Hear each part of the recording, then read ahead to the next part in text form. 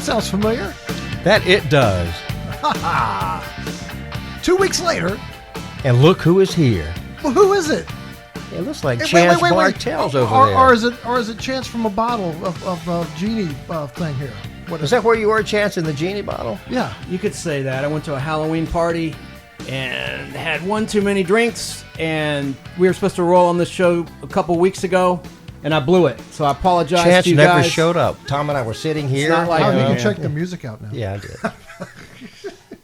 So that was a pretty interesting intro. Well, yeah, it was. And were you drinking cheer wine? Because the can that you gave me says it was made in 1917, so that's pretty old stuff. Why are you giving me this old crap? Because it's got to ferment, man. Don't you know nothing? I don't understand. No, I was drinking, I think, vodka and some beers. It was a Halloween party, and then there was some exciting news about this leader of ISIS getting taken out, and so then I took another shot to celebrate that, and next thing I know, the sun's up, and I overslept. And that's not like me. I'm not a drunk. Well, we don't want honest. to. I'm not a crook. Listen, we don't want to upset our ISIS fans right off the bat. I knew that we were in trouble. I was kidding. I knew we were in trouble when Chance called me at 7 o'clock in the morning. Chance is never awake at 7 o'clock in the morning. Never. You never know who's listening to this thing. Unless he stays TMI. up all night long. And he was up all night. Well, he was watching TV. I was at a Halloween party, actually. Well, he was watching Halloween TV. And I told Tom, I after. said, Chance is not going to show up today. He's not going to be here. Well, anyway, that's great. Chance, great that you're here. And plus, we were off a week because Al was sick. Yeah. Al had the bug. I had the bug. And- It was and- bad. Even though he took a flu, you had a flu shot, Al? I did, but I didn't have the flu. I never had a fever, Okay. had a little bit of a sore throat, and a head cold. We won't get into that debate, the flu shot debate, because everyone has their own side on that. I got the flu shot for the very first time in my life that I know of at work. It was free, of course. And I've gotten it for I the haven't gotten last a flu 4 yet. years. Knock on wood. Where's some wood there? I don't know if some people listening might not realize that you work at the Weather Channel, Yeah, when I'm there. and you saw something kind of cool fly overhead the other day. Oh yeah, that's right. Because we all, we're all. I'm not trying to be No, I polarizing, know. but it's a it's a national thing. And this so- has nothing to do with what we're talking about today. But anyway, because we're Podblasting, remember we go all over the place. But everybody started running toward they didn't run, but they made a dash for the door. Where's everybody going? So my executive producer, Keith, says, oh, come on, we got to go up to the 7th floor. The plane's coming in. I went, what plane? He said, the president's plane. Oh, yeah. Air Force One. I forgot, Air That's Force right. One. So we all go up to, actually, the 8th floor. I said 7th. So we go up to the 8th floor, and everybody's at these one set of windows, and there are these other set of windows. Go, oh, when's he coming? And all of a sudden, there he comes. And you sent Out that of the blue. great video that you took. Yeah. But there were no fighter jets that you saw. No. Unless they were way off in the distance. No, and they were landing at Dobbins. Yeah, Dobbins Air Force Base is in Cobb County, which is in the Marietta, Georgia area of the United States. And Tom's Weather Channel, not to give the address, No, but it's it's right near SunTrust Park, is it not? Yeah, it's where right the across Atlanta the street Braves play. almost. Yeah. Well, Kicks So you had a radio, great view of the Air Force Kicks One. Radio on 106.7 used to be at Well, Interstate don't Parkway. give Kicks a plug. That is true. People listening probably don't know what Kicks is. It's a radio station. It's a country station in the Atlanta area. 106.7. Heritage station. What I'm saying is I worked in that area for a long time. Yes. So, Yes, very good. next to the Weather Channel. Yeah. Now, And now you work for us in the basement. Actually, we're not. That in the I basement. do. We're not in the basement. I don't work anymore. Yeah. So Chance, tell us about what we're talking about today, because Yeah, what are we talking about today? This was kind of you bringing it to fruition, and tell us about it. well, I can tease you with some sound effects and some music. This will give you a hint. And you've teased already. You played your own clip previously, but nope, this isn't the right clip. It's the reveal at the very bottom of the list. Oh, hang on a second, folks. Well, this is see, live do radio. Do we want to stop tape or keep it rolling? Let's All keep right. it going. Here What we the go. heck? Here we go. People- Listen to this. Here we're you go. used to it. I tried to build some suspense with this crazy music. Sounds weird. Hold on. This will give you a hint. Right about. Oh, right there.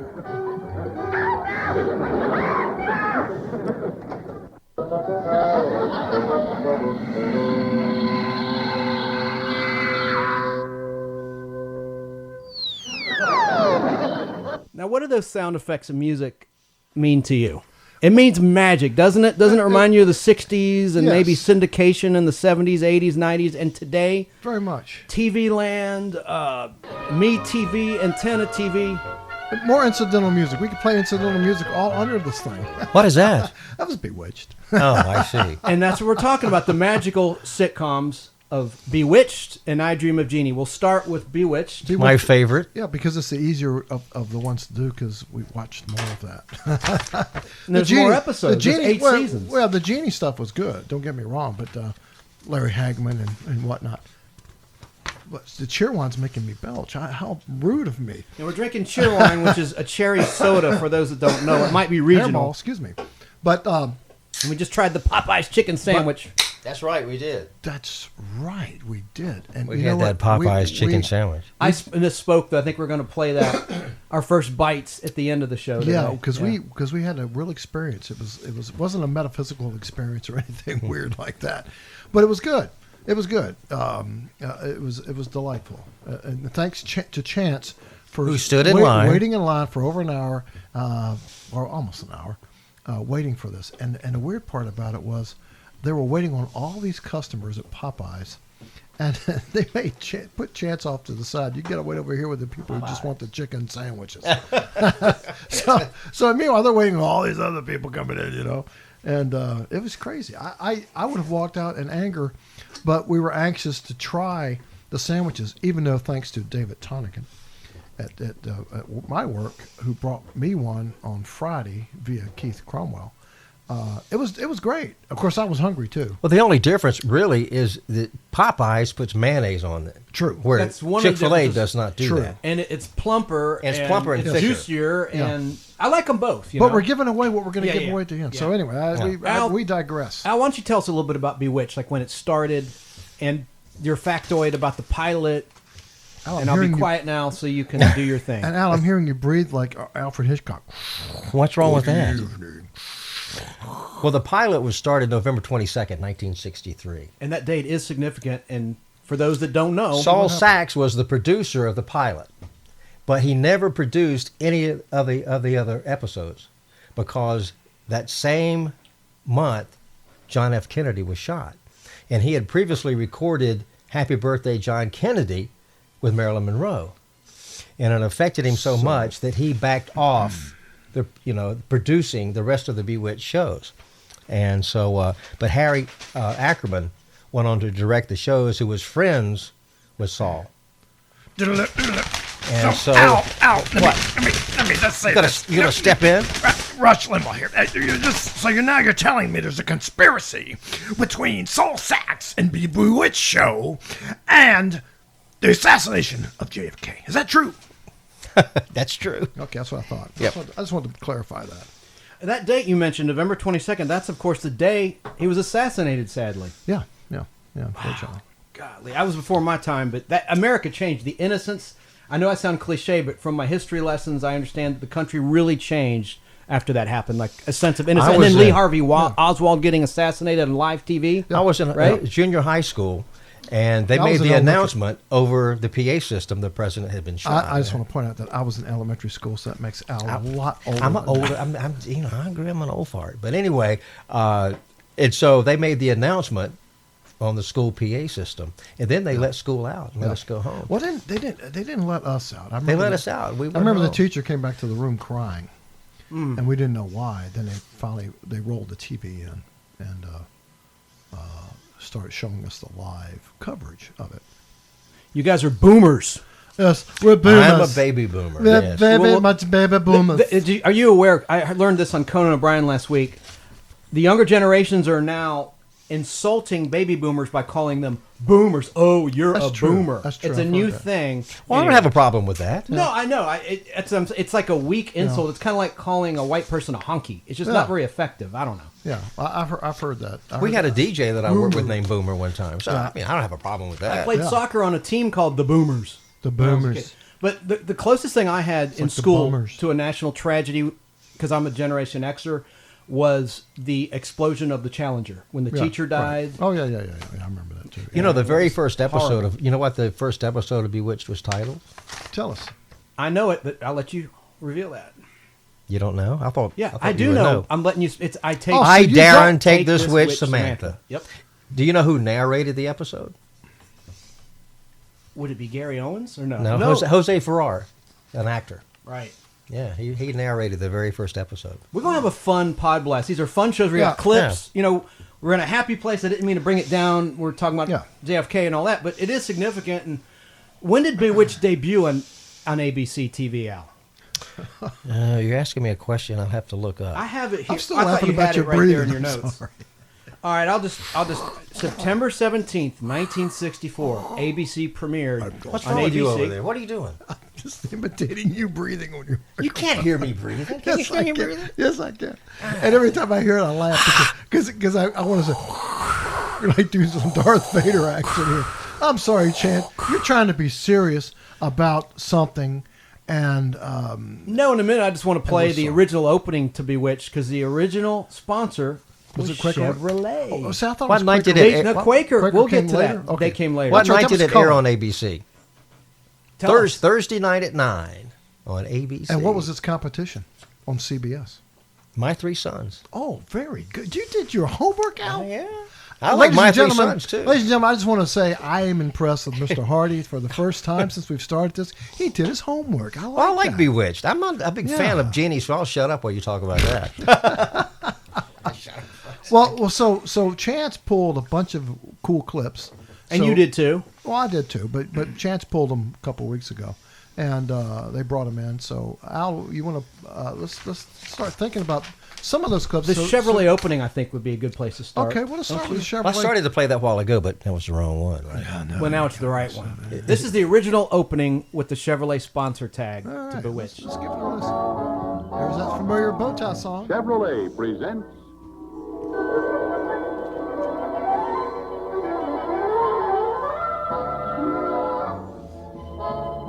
Was he going to say it? No, that was later. We had an announcement.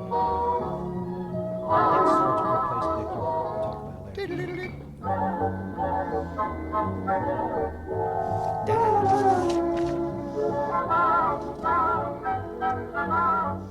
Okay, so I think we knew this is Bewitched, right? Yes, but there's going to be another tag for Chevy.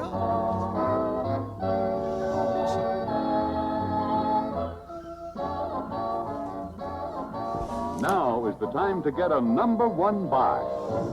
So that's the opening Yeah, to Bewitched. Now, I've got a little by anecdote. my foot. I didn't hear Dinah Shore. I Now- thought she did the Chevy No, that was commercials. a different network. Oh, I That see. version of the opening title, there was different music each season that was scored. Right. And in syndication, meaning reruns, and on home video, they got lazy. That's the only version of the opening theme you hear season 1 through 5. And then in season 6, when Dick Sargent took over from the original Darren Stevens actor Dick York, they had a new opening, and they played that in syndication. But that irritates me because season 3 was my favorite opening. Yeah. And that's when Quaker Oats took over as a sponsor. That's the first color season, but we'll get to that later. I'm jumping ahead. Yeah. There were 254 episodes of Bewitched. As we said, it started September 17th, 64. It It's on ended 8 years. That's right. March 8 20 years, through yeah. March 25th, 1972. And they've gone back and colorized the first season. The which first actually- two seasons. yeah, I'm sorry, first two seasons. And actually, it looks pretty darn good. They did an amazing job. And Yeah, they did. and people I'm get surprised. really bent out of shape about colorization. It was done really badly in the 80s by Ted Turner with Yeah, Gilligan's yeah, it Island. was. Well, it was in its And infancy. holiday, and they didn't Well, have that was the the early technology. days of It was just, it colorization. literally looked like what you'd see in 3D glasses. You know, Yeah. it's like the blue and the red, and It's pastel-y looking, but they've done Zach Smothers. I've mentioned him before. Pop Colorature. Sorry, Zach. Does an amazing job. He's done the Munsters. He's done Lucy's. He did the Peter Jackson film that was released last year about World War One. So he does that stuff all the time, and it looks beautiful. it does. I mean, vibrant colors. They don't look fakey. They look amazing. Yeah, but if And it's I- not broken, don't fix it. Why do you got to colorize everything? Here's the thing. You go back for instance, and here we go pod blasting again back to the past. If you go back, I heard that. What are you doing over there? Reading a Railing book? papers. When you rattle the papers, you got to do right. My friends and I. So, Limbaugh. but what Zach Rush Winbag. But what Zach does is he takes it and makes it look like it. He does his research, and he goes back and researches the colors and stuff like they had back then. So he does it the right way. Whereas what Ted Turner and his mega thing did not do that. They just colorized it, made it the easiest color possible in the palette to make it look colorized. But the faces, crap. the hues in their skin would still be black and white. Yes, that's correct. But the way Zach No does flesh it, yeah. colors. If you go back and look, there's Heap Big Monster where Herman's dressed up like an Indian, and you can see the different colors of the Indian war paint and the bonnet that he's got on, the cheap. It's beautiful. So they colorized the monsters. I didn't know that. No, he only does little clips. Okay. But anyway, I'm just giving you an example. The colorization in the Bewitched episodes, even though Zach didn't do them, which he should have, they look good. They really do. Columbia colorized the Three Stooges, some of the Three Stooges too, and they look okay. They don't look great, but they look good. And Al said, "Don't fix it if it's not broken." I agree, but here's the problem: a lot of today's youths, they don't want to watch black and white stuff. They want to watch color. Well, that is true. They don't. So basically, it brings a new viewing audience to the table. And to me, it makes it a little bit more sellable because it's color. And I know that's not cool, but hey, I mean, it looks good. If it still looked like crap, I would say, oh, yeah, please stop doing that. But it's come along. The computer technology has come along so wonderfully that it really looks good. And so, another thing is they looked at wardrobe photos. They looked at Yes, actual well, that's what I production mean. photos Yeah, to know yeah. what colors were the real colors. Well, that's what I mean. It's like Zach would do. He would do that. Sometimes you got to guess at some of this stuff, and I get that. But majority of the time, like you said, they research it and do what they're supposed to do to get the right colors. Hey, Al, what are you yes. reading over Would you not agree that if you had a problem with colorization, you could simply turn the dial of the color on your set down? to Well, black that and is white, true, and but then why you have should I black and have white. to? Why should I have to do that? Well, I'd rather have the color than not. I don't know. That's just me. You know, when they shot Bewitched, they shot it with one camera.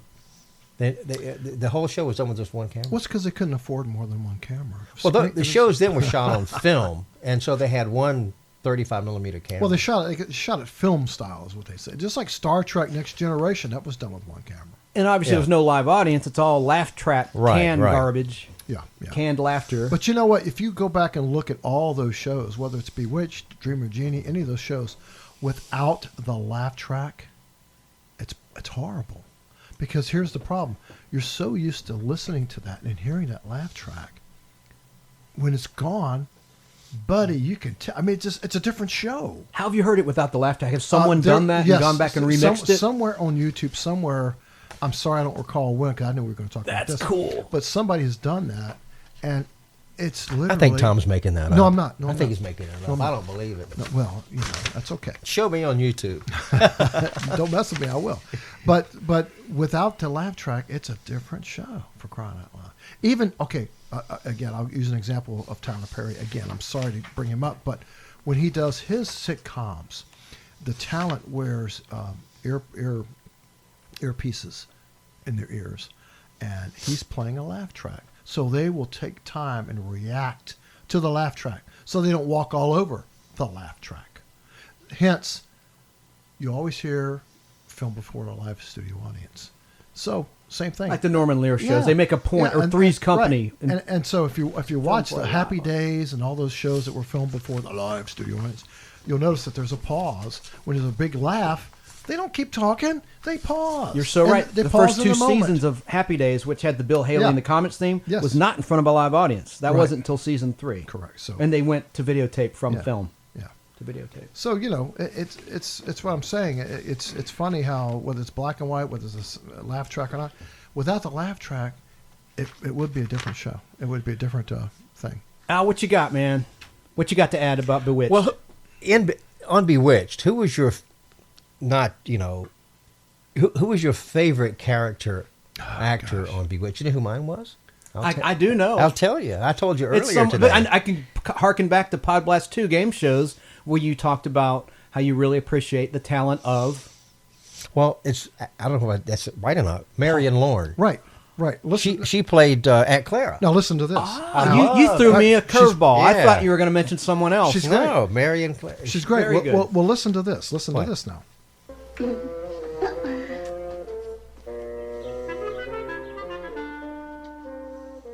Aunt Claire's trying to turn on the bulb. Harkye, ye witches who live in lamps, ye powers of watts, ohms, amps, wizards of AC/DC transmission, Send to me an electrician. This is great. And it's Ben Franklin. And of course, Gladys Kravitz was looking through the window and saw Aunt Clara produce Ben Franklin. It was great. And that's the second actress to play Gladys Kravitz. That's Sandra Gold. Yes. Well, because Alice Pierce sadly passed away of Yes, she did. cancer. Yes, she did. And she filmed to the very end. And you know what happened? In the black and white She's season. probably smoking those evil cigarettes that you were hawking the other week. I don't think it was lung cancer. Well, Aunt That's Clara was on from Agnes Moorehead. 1964 to 1968. And she passed away. And a lot of people like Paul Lynde on the show. Well, yeah, Paul. You know, Lynde he was great, came too. in late, though. He came in 1965 and was there until 1971. And he was brought in to beef up the low ratings of Bewitched because the show was starting to sag in the ratings. Now, he played... what's Uncle his char- Arthur. Right. Did you know he was in a season 1 episode in a different character? The first time he was on Bewitched, he played Samantha's driving instructor, where she was That's learning how to right, drive that's a right. I car. remember seeing that, And he was yeah. eating like tranquilizer pills. He Yeah. was like, oh, nervous, and it was like, oh, Sammy. But We got yeah, a clip later of. they brought him in to beef up the ratings on the show. Do you know I how guess many it worked. how many times he played Uncle Arthur on Bewitched? No. Guess how many episodes he was in Well, it's in not- the 8 seasons. It's not that many, I don't think, is it? Well, he was I on know from the answer. 1965 to 71. I don't know how many episodes in there he was on. I'll just though. tell you 10. He was Oh, only okay, in 10 10. episodes. My favorite was the first Color season. There were 2 episodes he did back to back. What House Across the Street, where he kept zapping a house. Yeah. And then Dora would take it away, and then the next week was the Halloween episode, Twitch or Treat, and Willie Mays had a cameo as himself, and it was revealed he's really a warlock. That's why he hit all those home runs at the time at Candlestick Park for the San Francisco Giants. That's a wonderful. I've watched all the Halloween episodes. We'll talk about our favorite episodes later, but they did a really good job with the Halloween and the Christmas episodes. Yes. The Halloween Very shows touching were really Christmas good. episodes. The Halloween with Bill episodes Miller. are great because they went up to Salem to shoot them. Yes, they did. In Yes. I think the second to last season 7, I believe. Yeah, It was good. It was really Yeah. good. One of my favorite episodes was Witches and Warlocks are my favorite thing. But then they Witches and warlocks now are my now favorite. real quick. Describe the plot. Go ahead. No, go ahead. Describe Al, the plot. describe why you like that one, please. Well, because it had it had all these crazy characters. I mean, it was a witchy episode. I don't know why I liked it. I just It had a liked lot it. of Samantha's relatives in it. That's true. It did. And her father was revealed, Her father came, and played by Maurice Evans. but remember they Yes, wanted to yes. take Samantha and put her in another school. They wanted to take her, away. What was the lady that played her? Agnes Moorehead, her mom? No, yeah, Agnes Moorehead was in this episode, but what was that lady's name? Starts with a W. I can't think of her name. She was playing one of her relatives in there. And I've seen her in some horror movies. She was in, like, the Frankenstein movie. And she was the lady that was screaming all the time, the older lady that was screaming. It'll come to me. Carry I on. don't know what you're talking I about. can't think of it. I have to think of it later. Well, did you like the Bewitched movie they did in 2005? I didn't see it. I did not. I couldn't stand it with Will Ferrell playing Darren Stevens, and it was, you can't recreate some of you the can't. magic of the, no pun intended, of the original No, programs you can't. and shows. But I will admit that Steve Carell did a nice Paul Lynde. Listen to this. I don't hear anything. No such luck, Jackie boy. Stay back! Okay, you are not real. You're from the TV show. You have blonde highlights, and you had to wear a girdle on your last movie. Who's calling who not real? Okay, I do not believe this. So that wasn't. I mean, it wasn't. it bad. sounds like him, but he's Wait. he's a little too flamboyant, Well, a little he is. too on the. He you know. was a little flaky The side. volume but- was kind but- of low on that. Can you turn it up on your computer a Well, little it bit? is up. I guess that clip was. The Yeah, it clip. was a low That's clip. why. That's why. I'll fix it. Now, in a minute, we'll play the real Uncle Arthur. Yeah. Now the real I Uncle. pulled some clips. Oh, you pulled some clips yeah. too. Okay. Well, then we can play yours first. No. You play yours because yours. It might is take probably, Al a minute to find it. because I got- yours is probably got just Paul as Lynde? good. But listen, Yeah, Paul Lynde. listen to how the real Paul, because everyone remembers him from Here we go. from Hollywood Squares. And Dora, well, we certainly have missed you. Long time no see. And we thought you said you were leaving for good. Any resemblance between George Washington and myself is purely coincidental. Rumor hath it you put that house on the corner. I put my house on the corner. Mother intends to live there. Over his dead body. Wait a minute. Stop helping me. But you're not going to zap yourself a roost around here as long as I can help it. That house goes. Ah, don't annoy me. I have spoken. That house stays. Now, Mother, Uncle Arthur, please. You cannot put that house back there. What would the neighbors say? What would they think? I don't care what the neighbors think.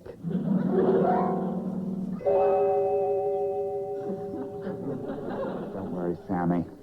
I won't let her be a nuisance to you and Tabitha. Anything Mother Hubbard can zap, I can zap better. Well, that was a great. Keep it going because it ends on some good music here. I can It's handle almost over. this. Mother knows best.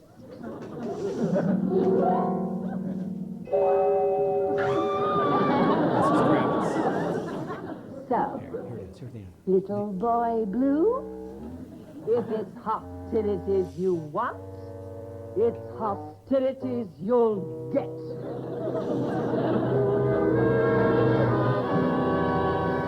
So that shows you how they had such animosity. Brother and sister. Uncle Arthur's the younger brother of Endora, played by Agnes Moorehead. And that's a segue into what you guys want to talk about. Don't you want to talk about Agnes a little bit? You know, she was okay. before Bewitched. Before Bewitched, she was in a lot of good movies, especially with Orson Welles. Yes, she was in a lot of his movies. Her first TV show was 1953, a show called Lullaby, but she was in a Twilight Zone episode. Do you remember that? Yes, she was. Hardly any I do dialogue remember. whatsoever, and that was a great episode, filmatically shot. Called The Invaders. Yes, correct. Thank you. Did you know that Twilight Zone is coming up on the 60th anniversary? I Yeah, think? and we're going to be talking about that. And they're soon. going to be showing episodes in the movie theaters. Did you know that? Yes. 4 of them. Well, if you've seen any of the high def conversions of that show, it looks amazing. It held up very nicely when they converted them to We should to do a show Blu-ray. on the Twilight Zone. No, I just said we weren't going to. I'm over here working. Al, you weren't listening to me. I'm working over here. You weren't listening to us. But it must be the throng of the Jeannie bottle sitting over There we here in go. front of you, right there. But Agnes was an amazing actress theatrically.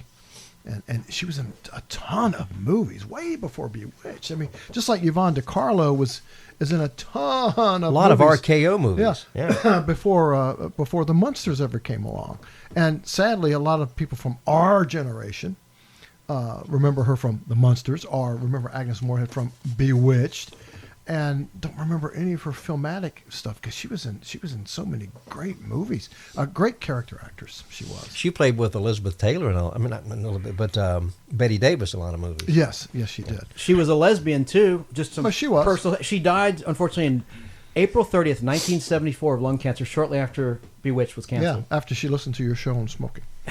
But I'm sorry. Well, I'm gonna smoke fest. No, I've got a correction about that at the end of the show. Okay. About our smoking show. So Dick, and of course Dick York. Now we haven't talked. Are we done talking about Agnes? I'm sorry. Yeah, because sure. we can just. I thought we can always I thought Al would want to digress. expand. Yeah, we can talk about all these characters till the cows. But Dick York got sick from. Well, yeah, he was sick from the get-go, though. That's the bad thing. He had hurt his back in the war. Yeah, and he was always in a back brace in Korea. Yeah, exactly. He was in a back brace the majority of the time. Even when filming, he was in a back yes, brace. Really? Yes, he was in constant I pain. didn't know that. And if you watch his facial expressions and everything, it's amazing. He was even able to get through a scene. He'd be leaned up in between takes on a board. That's terrible. Yes, exactly. And then it got to the point they had to replace him. He got hooked on pain pills. Correct. And he just wouldn't show up to set. Yeah. And they had to have 2 copies of scripts. And if you notice, in the last episodes of Dick York, he was in season 1 through 5. Right.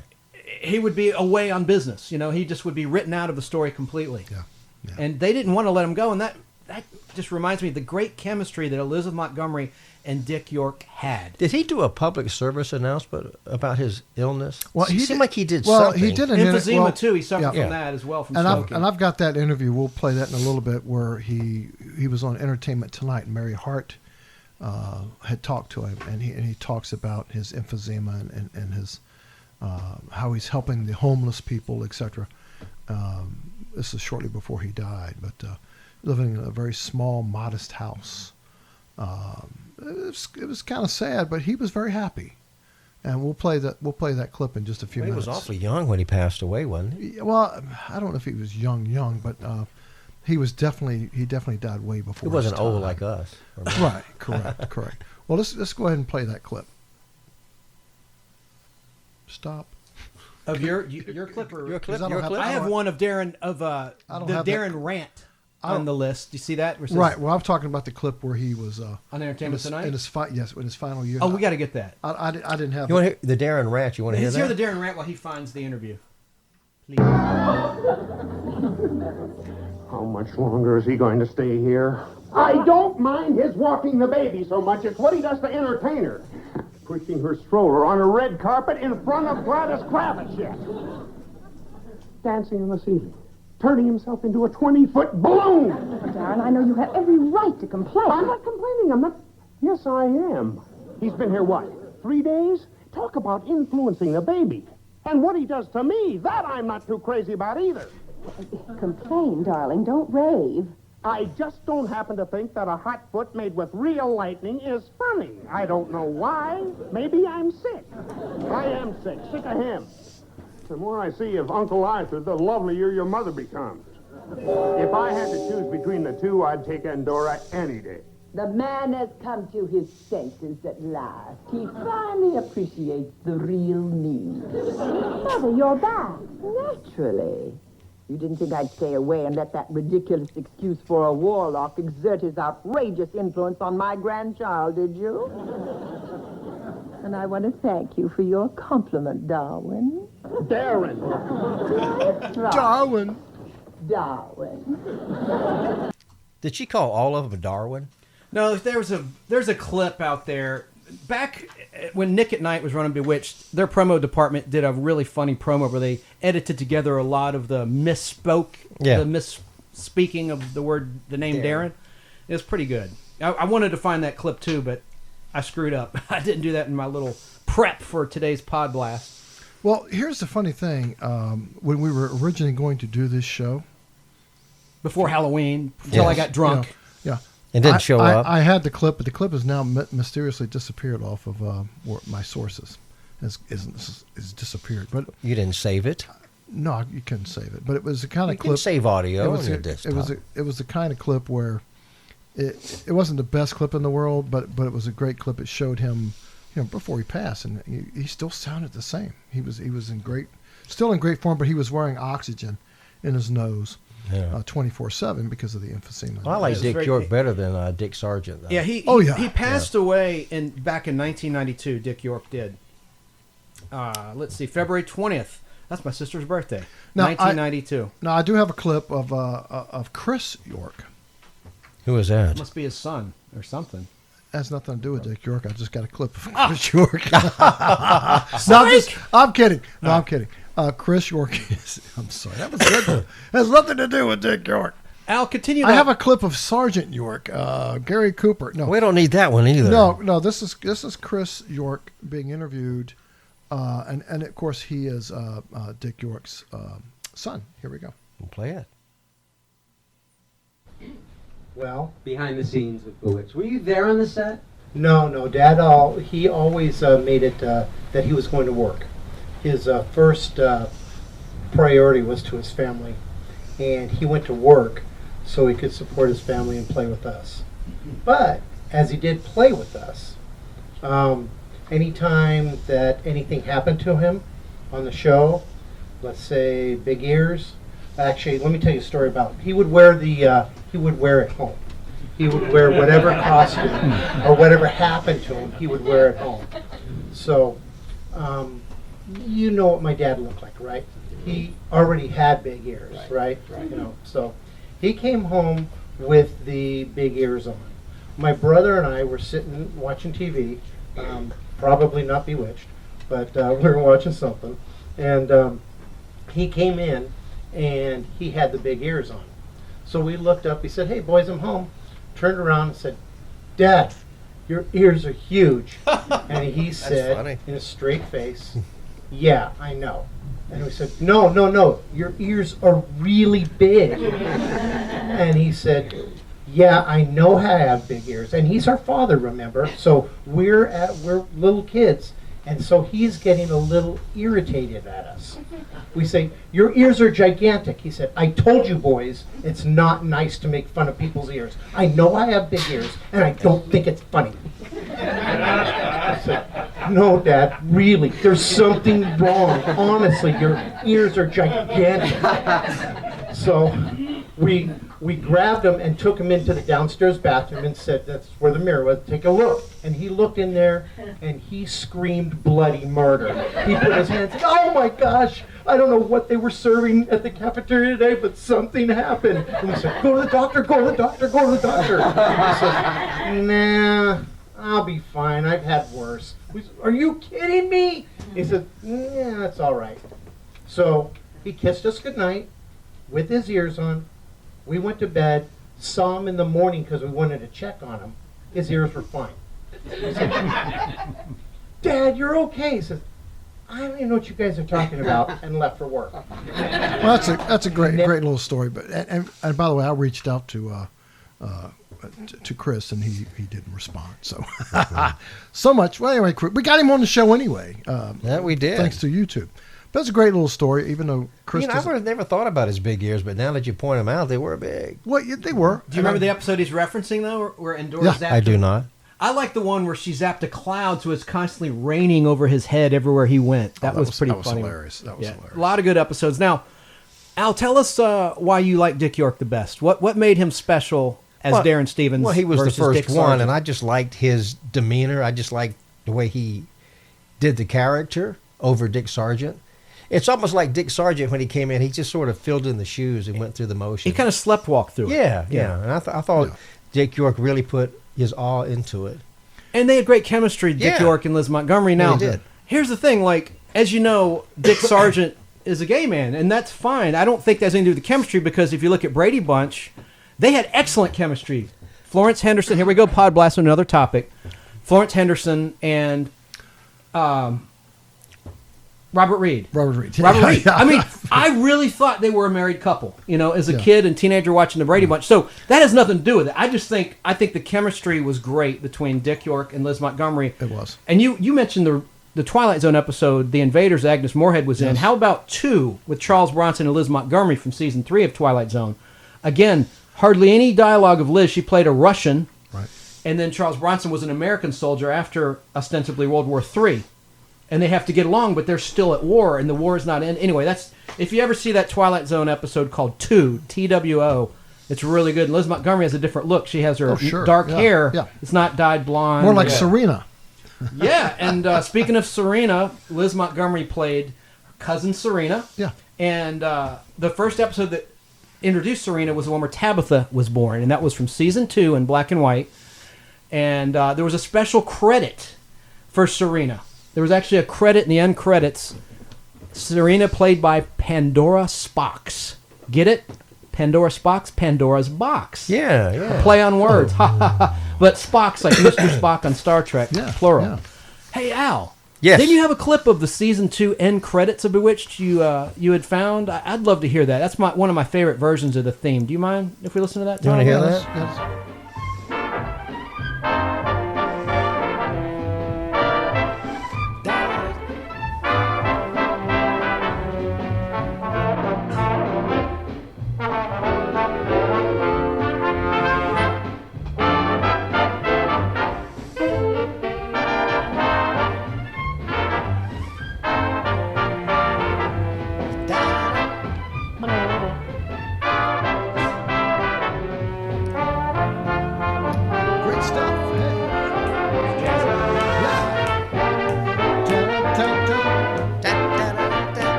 We want the Screen Gems logo. No, that's what needs to. But in some of the other later themes or earlier themes, it was more of a mystical sound to that soundtrack. Well, this was bright and happy. That's the second season end title theme. They did a new orchestration each season. Yes. for the end credits and most of the Now you opening talk credits. about Dick Sargent. Here's what Dick Sargent thought about a reunion show, if it could have ever happened. Cool. If it could have ever happened. Here it is. If I could go back and do it all over again, here's what I'd do. Say for a 2-hour Bewitched reunion movie, 20 years later. Well, it goes something like this. Darren and Sam are still happily married. Adam's away at school. Tabitha lives in New York City, and she works in advertising, just like her dad. And Darren is still living with his secret, still thinking he's the only mortal in the whole world married to a witch. Then somewhere along the way, he meets another mortal who's married to a witch. And then a mortal woman who's married to a warlock. And then another, and another. And Darren has a brainstorm. He forms a support group for the mortal spouses of witches and warlocks. That's great. Word gets out, and he's surprised to find out just how many there actually are, at least 10% of the population. Darren worries, though, that Tabitha and Adam's friends won't accept the fact that their father is mortal. I'm hearing every sound you make. That's telling them. He finds out they suspected all along. He never disappeared or tried to travel on his own. He just couldn't wiggle his nose. But they don't care. They like Darren just the way he is. And finally, when Darren marches in the first Mortal Pride Day parade, his still beautiful wife at his side turns to her and tells her he should have done this years ago. Be proud of who he is and proud of the fact that he's married to a smart, talented witch. How long is this thing? They kiss. It's a wonderful moment. Wasn't it nice? Oh, very nice, very nice. I thought he was going to go somewhere else. You with know, it, we but- ought to stop and Tearing say up. hello. We got a ton of people watching on Facebook. We don't need to stop. Hey, everybody! Everybody We're on on Facebook, Facebook, Live as we but- record the Podblast today. But on the Sunday but the afternoon. Podblast will be blasting out your way without anyone watching. They'll be listening on their radio or their personal listening devices. You know what we should think about doing? We can do this, you know. When we do the Podblast, we can put it on YouTube video. Well, that's true. We can do that down the road. Yeah, later. I think that'd be a now, grand now, idea. There was an earlier interview that Elizabeth Montgomery, she was on the Mike Douglas show. I love Mike Douglas. Back in 1966, and Cesar Romero was sitting to her left. The Joker on Batman. Yes. So let's listen to just a few moments of that because it's kind of cool because it's very historical because she's in the moment of the show. You got to remember that. To catch some of these actresses and actors back then on those talk shows was few. I mean, you type in Elizabeth Montgomery on Carson, you might come up with one, you know, if that. So here she is on Mike Douglas from 1966. Let's listen in on this one. What happens when you're in a series and you just, you want to have a child, you become pregnant? What do? They have to did they say pregnant? Rewrite the whole series? Well, luckily, when I found out that I was pregnant with our second little boy, well, I didn't know it was our second little boy when I was pregnant, but they wanted Samantha to have a baby on the show. And we didn't know whether it was going to be a boy or a girl or, What did they want on the show? Well, we didn't know until quite late, until we started working with scripts and things like that, and it just kind of worked out that I had a boy and Samantha had a girl. Oh, that's And so we great. call her Tabitha. Your husband, who's Bill Asher, really Yes. does direct the show. Oh, yes, he's the regular director on the show, and he's, one of the co-producers and kind of coordinates a lot of... Is that good, Elizabeth, having Oh, your I husband? love it. I just love it. And we have a marvelous time together. And it eliminates the two-car problem about having, two cars out all the time and waiting for your husband when he's got one and you've got the other. And we work very well together. I met him working for him, as a matter of fact. Well, there you go. So, And you know who she was married to before William Asher, don't you? Dick York, of course. Gig Young, I'm a just big boozer in Hollywood. Yeah, no, see, that's a sad story. And Elizabeth's dad was in the business. Robert Yes, he Montgomery was. had a TV show. Yes, so. and he's also known for the stupid coffee commercials. The Coffee Mate, I think is what it was. Wait a minute. I thought that was the dad from Father Knows Best. No, I'm sorry. Not the coffee commercials. another Young. It's a pledge or something. He did. Robert Young was the other guy. Robert Montgomery. Robert Montgomery. Robert Montgomery. He That's did her the dad. pledge commercials or something about doing the table, and Yeah, that's right. That's a cool clip. See, I love seeing interviews from back then because That's it what was I so mean. long ago. Like she was on Password with Alan Ludden, the first color year in '66, and those are running on Buzzer, a free over-the-air network of classic game shows, and that airs. Those are pretty good interviews. And she was kind of risque, Liz Montgomery. I saw her in a 1979 Password Plus episode where I don't think I should say this on a Podblast, but her contestant was a young very attractive college student at the time. I'll just tease it. The word was cock. I'll just leave it at that. And Liz Montgomery made a comment as a clue. She goes, "You're a college student and nothing comes to mind?" Anyway, enough said. Wow, she's said a that little on naughty. It made it on the air. Chance always remembers that stuff. But that was the mind, I night. guess. But that was the nighttime password. Yeah, it was right? in 1979. Well, this wasn't the nighttime- 60s. She was on in 66, but also in Yeah. 79 after Bewitched had ended. Yeah. And that's when she was with Robert Foxworth, who was her Okay. husband when she passed away Yes, in that's right. 1995. Yeah, that's but right. hey, I want to say on Bewitched, there were a couple firsts. There's a lot of people that put erroneous articles out there on Wikipedia. Big surprise. But someone claimed in the media and on Wikipedia that the Brady Bunch was the first show to show a husband and wife in the same bed. No.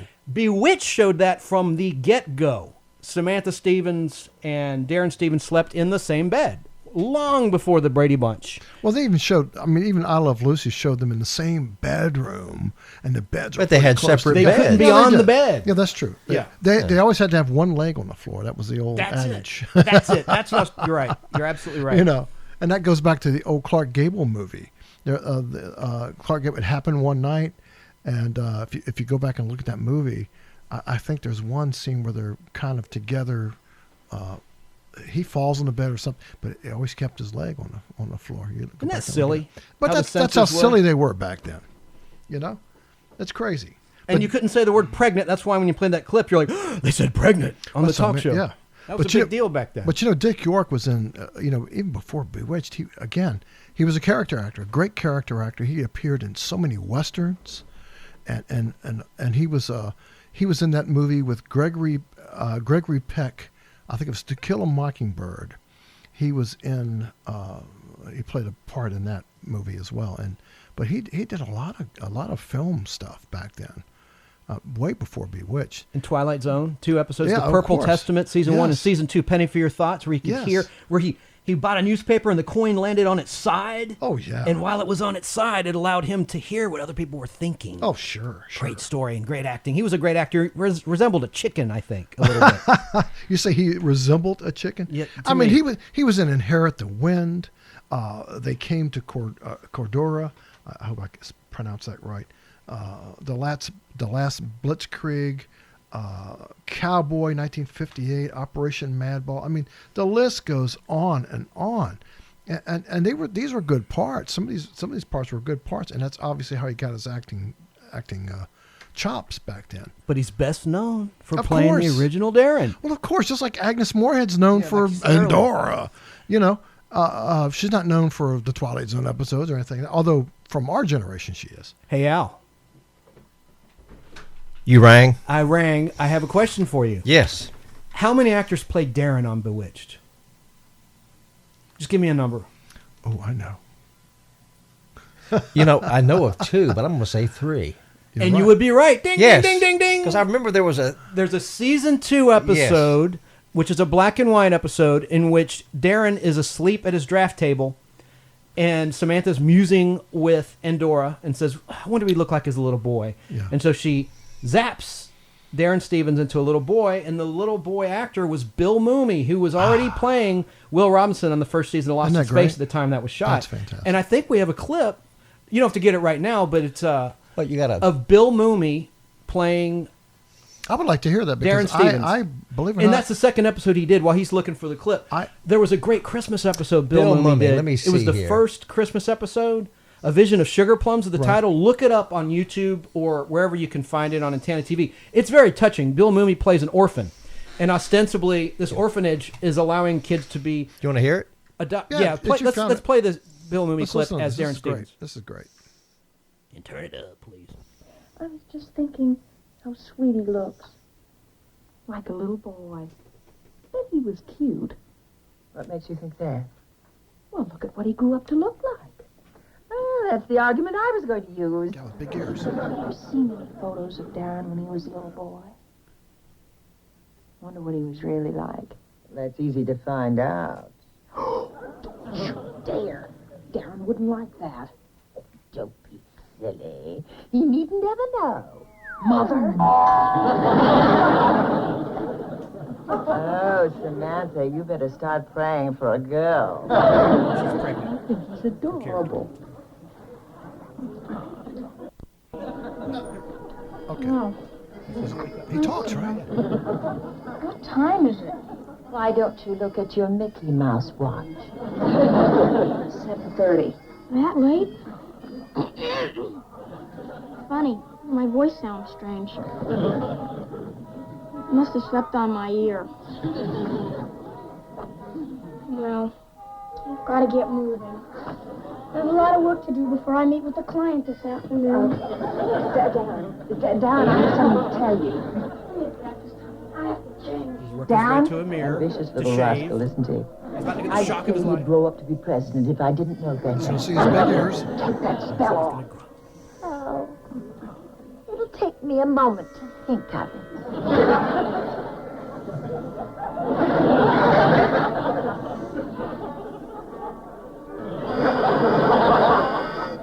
Samantha? That's great. The only thing missing was a robot. Well, actually, we have a Lost clip his with the place. robot's voice. All right, we've played some of the musical themes. There actually were lyrics. We don't have to play it now, but there are lyrics to that theme song. Yeah. Just like the classic Star Trek, and they're horrible lyrics, by the way. Well, they It's a have good to thing they didn't have lyrics. Well, But do you know how Saul Sachs got the idea for Bewitched? no, I'd like to know, bro. You don't know? I thought you would know that. tell me, No, I bro. don't know. I really don't know. It was based on a movie called I Married a Witch in 1942. Oh. I thought it was Bell Book and Candle all this time. Well, they retitled it Bell Book and Candle. There was there was I Married a Jimmy Witch. Stewart. Yeah. Jimmy Stewart. Mhm. Yeah. And he got the idea for the TV show from that movie. Yeah, that's great. Well, there was a good actress in the pilot of Bewitched, Nancy Kovac. She played the fiancée of Darren Stevens, brunette. Anyway, if you've seen it, and they brought her back in a later Color episode, If They Never Met, and that was a great premise. A what if? Yeah. What if Samantha and Darren had never met? And there was another one in Color where the world found out that Samantha's a witch, and the military scoops her up, and it's kind of sad. Tabitha and the whole family is basically on a military base. Wow. And it's a good what if episode. Yeah, that I don't remember that. Now, back to Dick York for a moment. We talked about his injury and whatnot. He was actually filming the movie that came to Cordura in 1959 with Gary Cooper and Rita Hayworth. That's not a great movie. Well, yes, you're right. You know, Tab Hunter's in that movie too. Oh, I don't doubt that. Yeah. But he suffered a permanent back injury.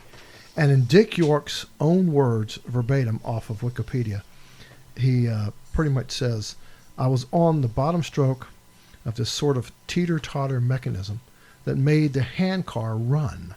I was just lifting the handle up as the director yelled, cut. That would be like me yelling cut. And one of the wounded cast members reached up, grabbed the handle. Now instead of lifting the expected weight, I was suddenly jarringly lifted the entire weight of the flatbed, 180 pounds or so, and the muscles along the right side of my back tore, and they just snapped and let loose. And, yeah, and that was the start. And that was the start of it all: the pain, the painkillers, the addiction, and of the lost career. In his own words, that's Dick York's own words, verbatim from Wikipedia. And but it didn't immediately end his career. Of course, in 1960, he played Bertram Cates on the Mucky Trial fame and the film version of Inherit the Wind. I think I said earlier another movie with Gregory Peck. I was wrong. It was Inherit the Wind. That's the movie I was. That's with Spencer Tracy. Yes, correct. Yeah, a great and that's the movie. movie I was thinking of. I wasn't. I incorrectly said the other movie with Gregory Peck, but he went on to star in a bunch of other stuff. He also starred in that short-lived series Al. Did you ever see it, Going My Way with Gene Kelly? Of course I have. Yeah, he was in that too. I don't. I had some of those on film. I don't remember him being in it. But it only lasted one season. That's probably why I don't remember.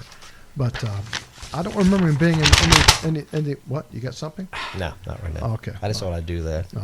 Well, if you're going to do it, you got to talk like Rush Limbaugh.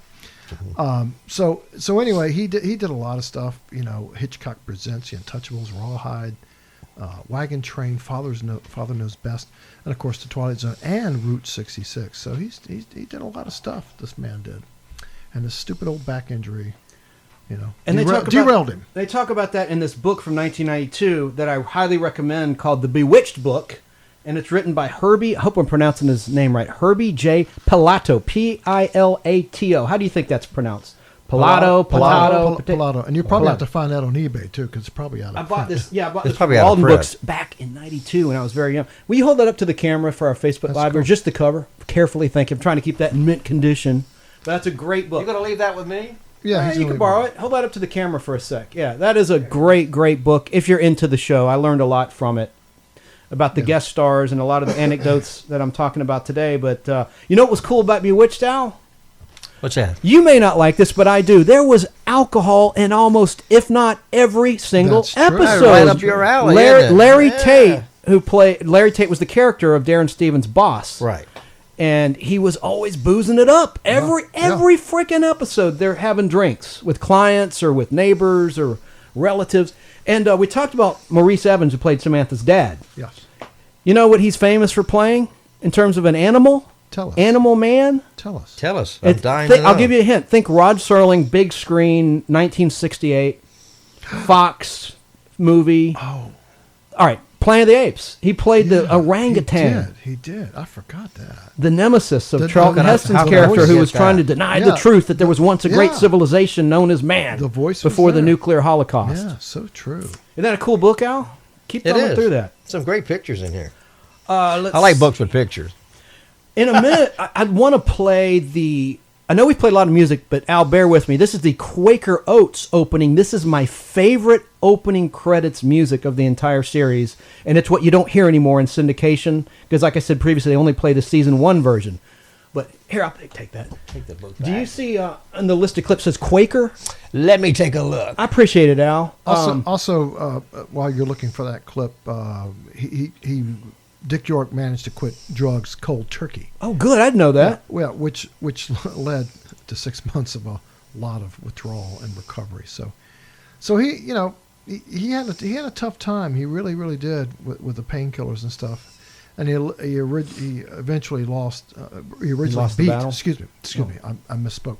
He eventually beat the battle with his addiction and managed to revive his career to some degree. And his last 2 credits. Not seeing it. We're on Simon and Come around Simon there and see. and Fantasy Island. He did not play Hervé Villechaize. He did not play the little guy on that. Now he was also York was a 3-pack, and I'm hearing everything you guys say because you don't want to kill Al's mic. But anyway, he was a 3-pack a day smoker. Chance, you hear that, Chance? A 3-pack a day smoker. Al, you can use this mic because it's already on. You're right there by it. Well, I know, but you know he was. But he mislabeled the clip. He's got the clip ready. Yeah, but he spent his final years with emphysema. And terrible with an oxygen tank. Yeah, and so obviously that.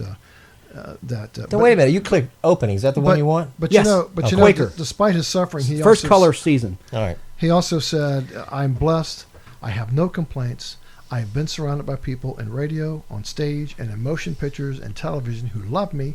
The things that have gone wrong have been simply physical things." So he died from complications, emphysema in East Grand Rapids, Michigan, in February 20th. Well, I'm depressed. That's a 1-2 punch. I'm just depressed. A deadly 1-2 punch. Here's the thing. He was only 63. 63. That's it. So, and he's buried in Rockford, Michigan. Now, this version that Al's about to play is what I grew up on, because when you guys were working together at Turner, that's how I discovered Bewitched, because every morning they play Jeannie and Bewitched. Every morning before school. The Quaker Oats Company presents Gary Owens.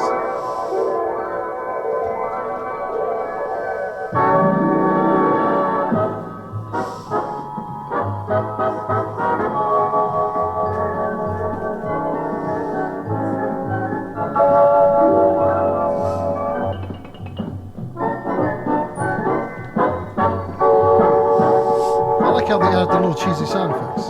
That. It's a catchy song.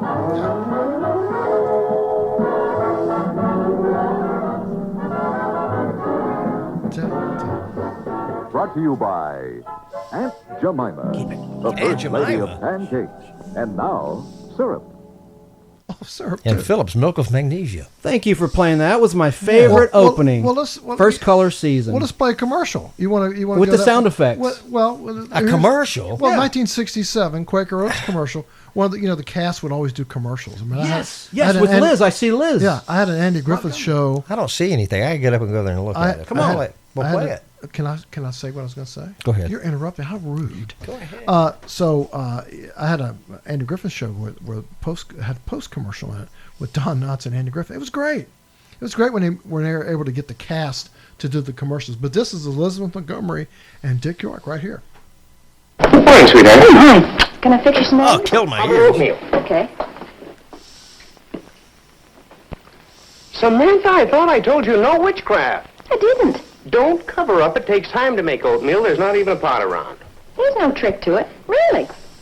I used instant Quaker oatmeal. You just pour a packet into a bowl, add boiling water, stir, and it's done. It's like magic. With instant Quaker, anyone can make oatmeal in a hurry. Even mortals. That's a great time. No fooling. Thanks for playing that. That's a cool clip. I've never seen that. It's a great little clip. That's cool. And, there were so many catchphrases, too. Like, Samantha there was one word she said. Go ahead. Right, Al? What was the word? There was a word. Well. Don't you have a little, I think it's 2 seconds long at the top. It should say, well. I don't know. That was one of her little quirks, one of her little mannerisms. Oh, yeah. But, yeah, she was with the director, William Ashton. That was almost in stereo. Okay, that's enough. That's crazy. And no, that's okay. All right. Later, I edited, like, they had a writer and director credit where it's just like 5 seconds of music for almost every season, and I splice it all together, and it'll make you feel like you're watching all 8 seasons in like 30 seconds. But we'll get to that later. Not now, Al. It's cool. We played enough of my clips. I want to space it out. Al, don't you've got to add something, man. I'm hogging the mic again. Don't let me do that. No, I said what I wanted to say. I'm cool. Now, no, you're not, because he mentioned Gary Owens, and you've got a great story to tell about meeting Gary Owens. I'm trying to bring I met Gary Owens a long time ago. Well, tell us. Now, was that before he died? And Gary Owens went on to be Laughing. He was very much on the mic and Laughing. I met him when he was on Laughing. Well, he was also a Space Ghost. Where were you? In California or New York or what? I went to California, my first trip to California. Give us a year, if you don't mind. Do I have to? You don't have to. 1972. Okay. Ooh, my first trip to California went out there. How old are you? And I wanted to go to a lot of radio stations because I love radio and TV and that sort of stuff. And so I knew that Gary Owens worked at KMPC in Los Angeles. And so he did the afternoon show there. And so me and my friend Jimmy, we went to KMPC studios. And they were very nice. They said, come on in. And I said, well, I'd like to meet Gary Owens. And so they said, come on back. And they took us back. And Gary Owens, he sat in a room with a microphone. Then he had an engineer running the board for him. He was a big radio station. Can you do an impression of him? And so, wait a minute. All right, sorry. Tom can't. But anyway, he motioned for me and Jimmy to come on in. This is Gary Owens. So we went in the room with Gary Owens and sat in on his show and talked about us visiting California, and we popped in. Wow. And then afterwards, we stood out in the hallway in the studio, and I had my picture taken with him, and I still have it to this day. So you were in Burbank then. You must have been in Burbank. It was in Burbank, yeah. That's where Laughing was filmed. You know who owned Do you know who owned KMPC Radio? No, I don't. Cowboy Gene Autry. That was his radio station. Wow. He also owned the California Angels baseball team. You see, what we want to do on the Podblast, we don't want this to be dated. We want this to be as relevant today as it will be after we're all dead. Okay, so we try not to reference things that are too topical, too timely. This is classic info, and I love that story, Al. That's cool. He couldn't have been any nicer to us. He was just great. He was a good person. If you look him up now, he was in a Jeannie episode. We'll get to that later. Yeah. As himself, when Laughing did a crossover onto I Dream of Jeannie, and they were going to reveal I'll just save it for the Jeannie segment. The Jeannie segment will be shorter than Bewitched because I think Bewitched ran longer. It was the original, and I'm more of a Bewitched fan than I like than Jeannie I okay, like both, but Bewitched is my favorite. Yeah, and I think Samantha Stevens was a smarter character than Jeannie. Now Jeannie was, of course, magic, 2,000 years old. She was smoke, right? Woo. So Samantha, I just think, had a little more substance and charm. Now, did you know there were lyrics? I already talked about this. The lyrics to the Bewitched song. You didn't tell us what they were. You just said they were cheesy. Yeah, and there was a variety show called Hollywood Palace that you well know of. I love Hollywood Palace. Great show. And on ABC. On ABC. Now, on October 1st, 1966, Elizabeth Montgomery hosted it, and it was an hour-long variety show. And these singers sing the theme to Bewitched. Really? And I wanted to reveal that here because, to my knowledge, it was definitely never in the show. It was always instrumental only. Do we have that clip? Yes, we do. Hollywood Palace. Liz. Let me look and see. And it's not very long. There it is. There it is. Let's play this entire clip, please. Thank you, sir. And now, from the Hollywood Palace, here is your hostess, the lovely star of television's Bewitched, Elizabeth Montgomery.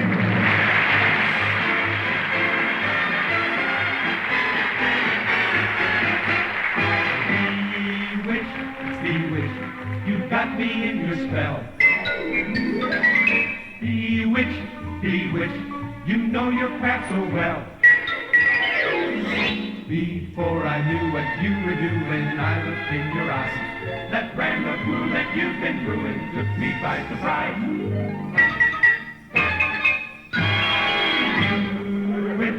You witch, one thing is for sure, that stuff you pitch just hasn't got a cure. My heart was under lock and key, but somehow it got unhitched. I never thought my heart could be had, but now I'm caught and I'm kinda glad to be.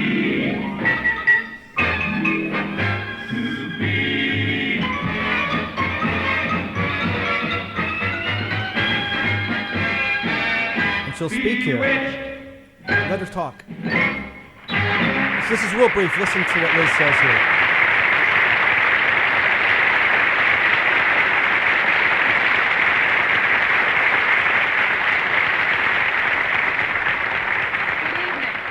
Good evening. I'm very happy to be your hostess on the exciting Hollywood Palace and to have the opportunity to thank all of you for watching Bewitched. It's a lot of fun playing Samantha each week and having the power to make all sorts of things appear. A bottle of champagne, a diamond bracelet, and even one thing that's almost impossible to get, a parking space. But tonight I'm really going to have a ball. I'm going to make a whole variety show appear. It's not really very difficult. I'll show you how it's done. So I guess they didn't have the original sound effect at the Hollywood Palace, even though it was an ABC show. Yeah. Well, who sang this? That was a great. Did you notice who the introductory narrator was? Yeah, who said, "Welcome to the Hollywood Palace." Yeah, but the singers were really good. No, that was Dick Tufeld, who was the voice of the robot on Lost in Space, and the narrator. And he worked with Irwin Allen on the Time Tunnel. Right. But he was the announcer for the show every week. Of Hollywood Palace. Yes. Yeah, I'm sorry, I got confused. I thought you were talking about... No, that's what I was talking about. No. Wait a minute. And I didn't know that. I haven't so seen the guy that was on... that was before my time. I didn't know the that. guy in the Hollywood Palace, the announcer, was who? Dick Tufeld. Dick Tufeld. Yeah, he was the voice of the B9 robot. Yes, B9 on Lost in Space. Morning. And he was on last week, as you recall. You know, he would open each episode. Okay. Now later on in that show, funny thing about it was Paul Lynde was on the show with her. Yes, in the Hollywood Palace. Yeah, he's got it on his laptop. Well, let's listen to this. Yeah, let's do it. See if there's anything funny. If it's not, we can turn it off. Well, we sure will. Yeah. Doggone straight we will. Well, hit it.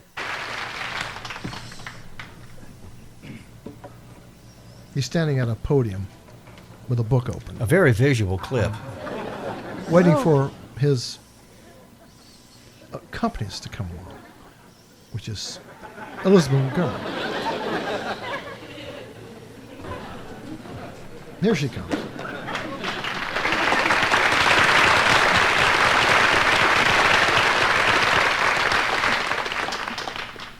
She's chewing gum. She has a tiara in her hair. And a fur coat. She's opening the book that she's supposed to be reading from. She looks like a millennial there. She does. She said, Paul's mouthing, she's chewing gum and telling her to take it out. Now she's going to stick it Taking the gum underneath the podium. Yep. There it is. All right, anyway. No, keep it going. It's a cool. Let Any her talk. dialogue in Yeah, this come thing? on. Come on.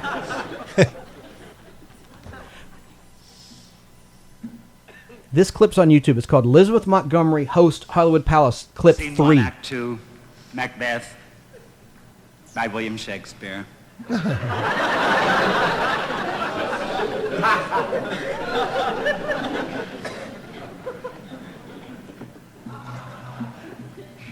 To me or not to me. Is this the dagger which I see before me? The handle toward my hand. Come, let me clutch thee. I have thee not, and yet I see thee still. Art thou not fatal vision, sensible to feeling as to sight? Or art thou but a dagger of the mind, a false creation proceeding from the heat-oppressed brain? She's yawning. I see thee yet, in form as palpable as this All right, which so it's now supposed to I be draw. pretty much a comedy bit. It's kind of It visual. kind of falls The flat if you don't see it. Yeah, they're making funny Okay, facial expressions. yeah, and yeah, Liz so- Montgomery obviously doesn't give a crap about his reading, and she's chewing gum and yawning and doesn't want to be Got there. any better clips than that? Yeah, Of course later we we've do. got Jonathan Harris on Bewitched, who was, I keep referencing Lost in Space because that's an upcoming Podblast. We have a special guest we're waiting to get clearance on. That's going to happen, and I don't Oh, want to yeah. give it away. No, don't give it away. No, don't. But we have a special guest related To Lost in Space. But Jonathan Harris was on Bewitched. This is the year after Lost in Space was canceled. He guest starred on Bewitched as a piano instructor. Do I have that? Yes. It should say Jonathan Harris. And it's hilarious. 'cause There it it's Jonathan is. Harris. Let's see. Wait a minute. And don't cut it off. I cut it down, but it's got some time to it, but no more than 2 minutes, I think. No more than 2 minutes. Are you sure? Well, let's listen to it. Anytime He's you such want to a play it. dick. Samantha Stevens? Johann Sebastian Monroe? Yes. I am to be addressed either as Mr. Monroe or Sir. Yes, sir. Won't you come in? You're beginning rather late in life, aren't you? Well, better late than never. That remains to be seen. Let me evaluate your fingers.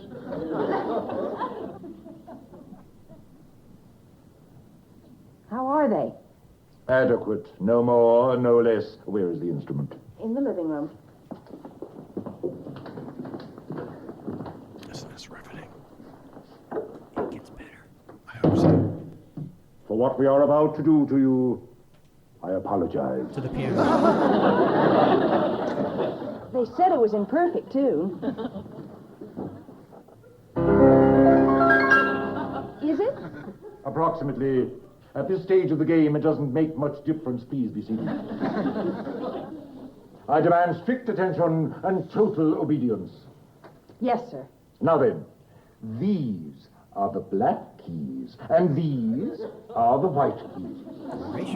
I know. Silence, I'm sorry. Mrs. Stevens. Silence means no talking, is that clear? We shall start with the white keys, and we shall play all the notes of the scale, otherwise known as do, re, mi, fa, sol, la, ti, do. Did you observe my fingers? It was Dr. Smith. Trust me. Can you imitate them? Very well. Try. Just a second. He's putting on earmuffs.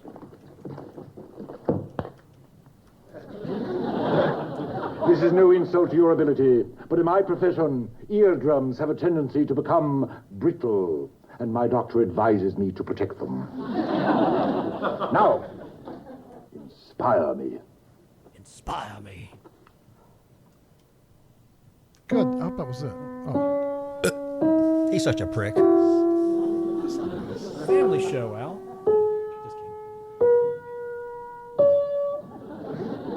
It's almost over. Hang on. Mrs. Stevens, you are playing a piano. You are not plucking a chicken. All right. Well, that was. So that gives you a sense, but he's in it a good bit, and he's got some pretty good lines in the episode. And he gets enamored with Tabitha. The plot is that Endora zaps Tabitha the ability to be a protege, a maestro, but and you he's can't- just blown away by Tabitha. Well, you can't help but wonder what the director and producers were thinking, because Jonathan Harris is capable of doing different types of characters besides Dr. Smith all the time. Right, and you know what? He's from the Bronx, and he came up with this Yeah. pseudo-European British accent. Yeah. Which I think is brilliant. Well, sure, it was brilliant, but he got transformed into the character, and everybody wanted him to do the character no matter what. And he was perfectly talented, just like Charles Nelson Riley could do dramatic roles as well. But he's got typecast into the silly, characters from Sid and Marty Krofft and Lidsville and whatnot. And same with Jonathan Harris. He got stuck in that role, and it's like the Hollywood community would not let him out of that role no matter what happened. So that's sad, but he made a living, and he's better remembered for it as well. Now, I don't know if any of you guys out there met him in person ever, but you can't help but wonder if somebody went up to him and said, "Hey, do Dr. Smith." You got to wonder how he responded to that, because you just never know. Because some of these actors that get typecast, like Adam West, and especially Fred Gwynne, they didn't really like to be reminded of it a lot of the time. So, it's sad, but at the same time, hey, that's how you remember this guy. Well, Bewitched was the highest rated show in between 65 and 66, and 66 and 67. Oh, sure it was. And I used to watch it. It was a good show. It was number 11 Yeah. the following 2 years before it went off the air. You had competition like Batman and the like. Now, I edited this piece of music. This is what I talked about earlier, the director-writer credit. It's like 5 seconds of music, and they scored different music almost every season, and I edited most of them together. Well, good, because I'd like to play that. Because we can only take no about talking. 5 more seconds of clips. Okay.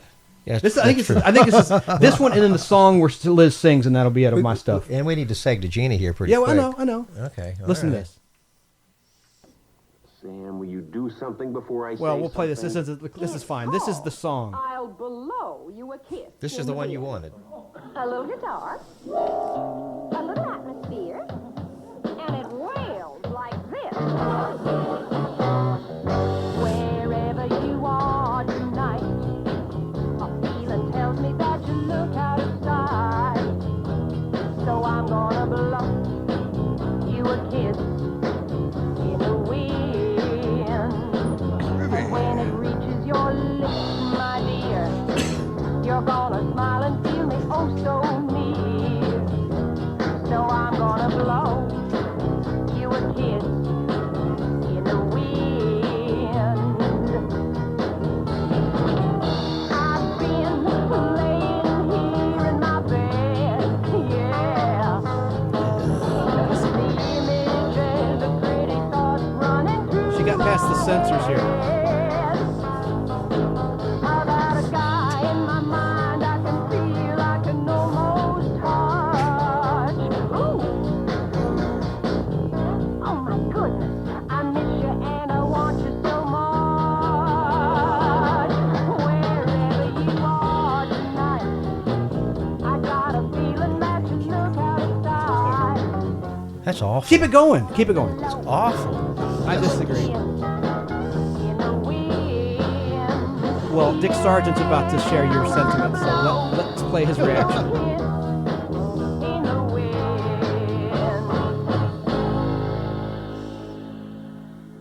How do you love it? I'll give you an unbiased opinion.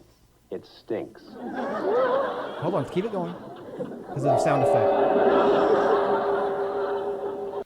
Something happened. What happened? That song What was happened? Quentin Tarantino performed that song on Saturday Night Live in the 90s and sort of brought it back.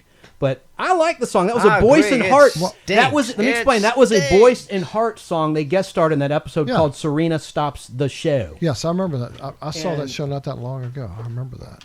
I do remember that. So why would Quentin Tarantino resurrect that song of all songs? Why would anybody resurrect that well, song? It was I mean, awful. Yeah, I know. Well, and then there was some Serena. That one? Yeah. There was a Serena song called the Iffen song. That was another song that was on that show. So I don't know whether they ever released that as a an actual Well, let's look it up. a 45 RPM record I because hope they did. because it was No, written by it Boyce and sucked. Hart. It Well, sucked. I mean, I like it's visual. It was funny. It's a because visual thing, but it just not a Liz, good the song. lyric when she says, "Oh my God, goodness, I miss you and I want you so much." Liz Montgomery's doing her fingers like naughty, naughty, naughty. They kind of got one past the censors there. But again, it wasn't the first time she the last time she sang on the show. This was before the one we just played, the one you're about to play. Yeah, if we can get past that commercial. Well, I'm just saying, it's almost like her husband was pushing a music career for some reason. I don't know. Let's listen to this, Al, for just a few seconds. I do not want to listen to the whole song. Well, I guess I ought to go in the kitchen and help Samantha. Oh, wait a minute, Lulu. Don't walk out on the entertainment. Sit down, everybody. Make yourselves comfortable. And she pulls out the guitar under the sofa. Now that's Serena, not Samantha, right? Well, yes, I but know a little she's ditty recorded by the appearing Belters as called Samantha. The Flip Side of America the Beautiful. It's called the Iffen Song.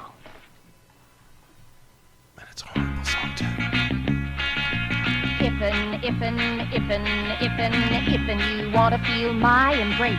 Don't you ever wash Shaking your her face. hips. Iffen, you really care for me. Don't you comb your hair for me. Iffen, you want to leave me weak and weepy. You gotta look wild and weird and creepy. Now here's a weird. Talking about I like those That lyrics. one Keep sucks going. as well. Talk about Well, creepy. I like the other one better. Talk about creepy. She was shaking her hips, and Larry Tate was digging it. Keep playing it. No, that's No, that's that's enough. but that's funny because Larry Tate was really giving her the eyes. That's cool. Both Waka, are waka. thumbs down. Al, I got one last clip, and that's it for Bewitched for me. To see the music one, this is the montage of the writer-director credits. This will make you feel like you're watching the whole series in 45 seconds. Or hopefully, Are you sure it's or 45 hopefully Yes. less. Positive. What's it called? I had it right there, music. Oh, there it is. Yeah. Oh. All right.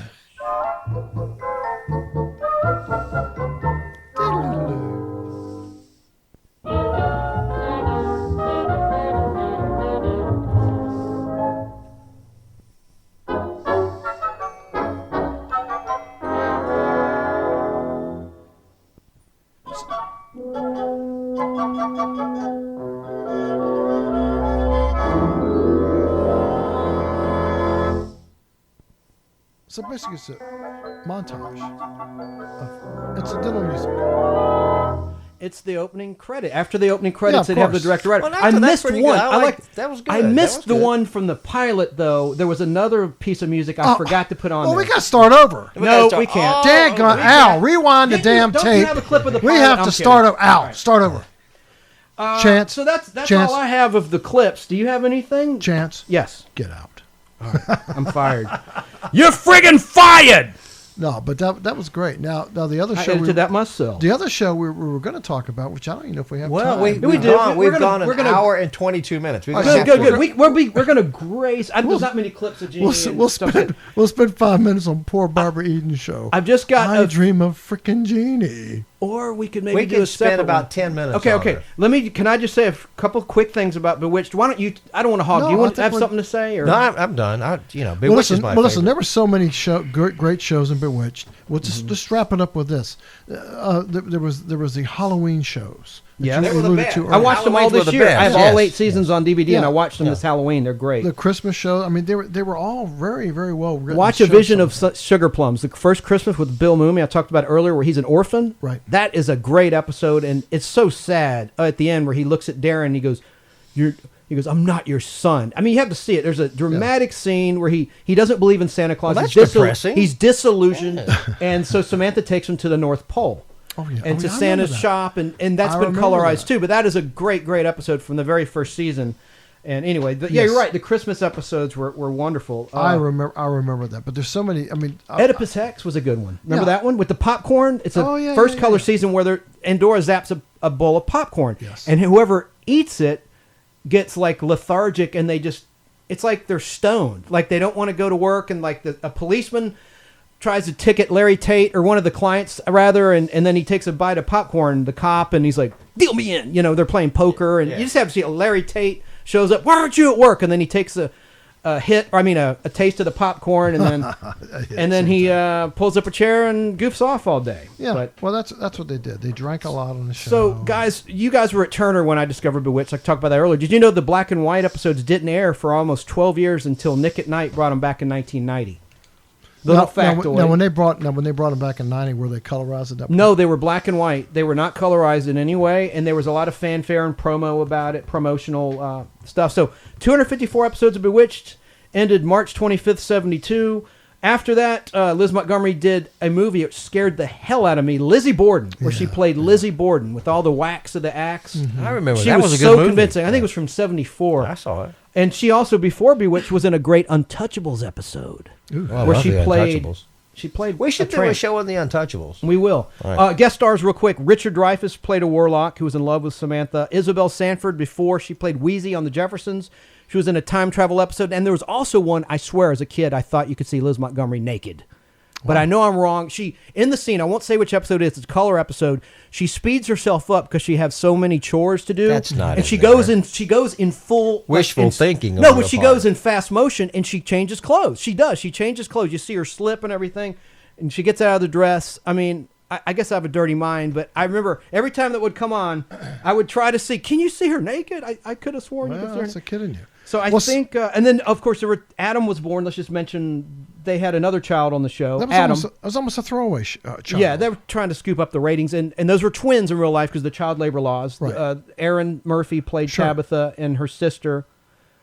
And Sure. then Well, now, Adam- what about Larry? Now, Larry Tate and his wife had a baby, but you never saw That's much right. of that. Just a few episodes. You're right. You're right. It was swept under the carpet. And there were two actresses playing Louise Tate. Yeah. And Irene Vernon in the black and whites, and then Casey Rogers in the color episode. Well, So- for many years, we'll wrap it up with this if that's okay. Yeah. Many years, Elizabeth Montgomery, she struggled with colon cancer. Oh, God. Unfortunately, I hate yeah. to hear that. And she thought she had beaten it, but in 1995, she was told that the cancer had returned, and so she had ignored her flu-like symptoms during the filming of Deadline for Murder from the files of Edna Buchanan. Oh, Lord. Yeah. So when it finished in 95, the cancer was diagnosed and it spread to her liver.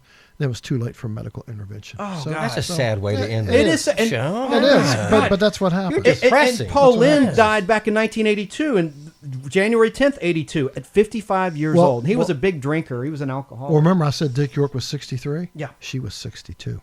Jeez Louise. Isn't that crazy? That's And I crazy. think Back we've then covered- they didn't check for colon. You know, they didn't have colonoscopies like they have today, True. and you know they just didn't. That's what killed Bill Bixby. He didn't have a colonoscopy, and he died of colon cancer on my birthday, November 21st, 1993. So everybody, please go get your colon checked. And I want to say this too: laugh tracks suck. Okay. All Wait, Enough said. wait. You didn't like the laugh tracks? No, I hate laugh tracks, man. But Oh well. But say bye bye Bewitched. We got to talk about. I'm holding up something for our Facebook Live viewers if we have any. There's only day, one. and it's the Jeannie. It's a I Dream of Jeannie bottle, and this is a real Let me show 1964 it whiskey here. bottle. This is the season 1 Jeannie bottle. Here you go, Al. Season Hold it up 1 to the whiskey camera. bottle. And I Dream of Jeannie came along, also a Screen Gems production in 1965, but they shot the pilot in early 65 under freezing conditions. And I'll say this. On the beach? Chance's got some booze in here. Barbara Eden got pregnant after the show was picked up, and she told the creator, Sidney Sheldon, who went on to write all of those romance and sort of risque, trashy novels after I Dream of Jeannie. Yeah. You can set that anywhere. And they had to hide her pregnancy in the early Jeannie episodes with veils. And she was a And then they- 2,000-year-old genie. 2,000-year-old Yeah, she Jeannie. really was. Yeah. But we love Barbara Eden, and we'll play the theme later. There was a season 1 theme that's different than the dun dun dun dun dun dun. Oh yeah, it dun. was totally different. Richard Well, West scored. I did that. like the And it music in sucked. Jeannie. I'm I sorry. like both themes. Wait, I like the theme. But the Hugo Montenegro version, and didn't he do the music to the spaghetti westerns with Clint Eastwood? No, he didn't do the movies. Ennio Morricone did it for the movies, but Hugo Montenegro did an album of the spaghetti western, and that was what was really popular on the radio. Okay, I He thought didn't- Montenegro did some of those. No, he didn't the do any music. for the spaghetti westerns. What was Ennio his claim to Morricone fame? did, huh? What was Hugo Montenegro's claim to fame music-wise? then, The in your Man from opinion? Uncle theme song. Ah, I love. No, that was Jerry Goldsmith. I know for a fact.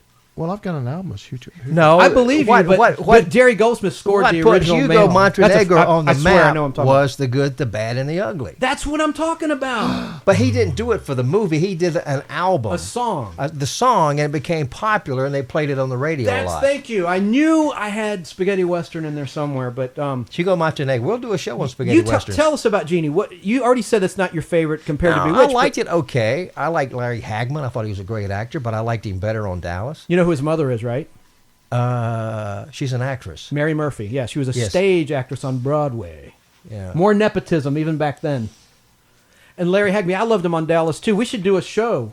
I don't know if you guys wouldn't care about Dallas. I love Dallas. I know nothing of Dallas. A year ago, I watched all 13 seasons and the reunion Only movies you would and the sit down and watch revival on those. TNT from 2012 to 2014. You They know, did Larry 3 seasons Hagman on was in TNT. one of my favorite movies called Nixon.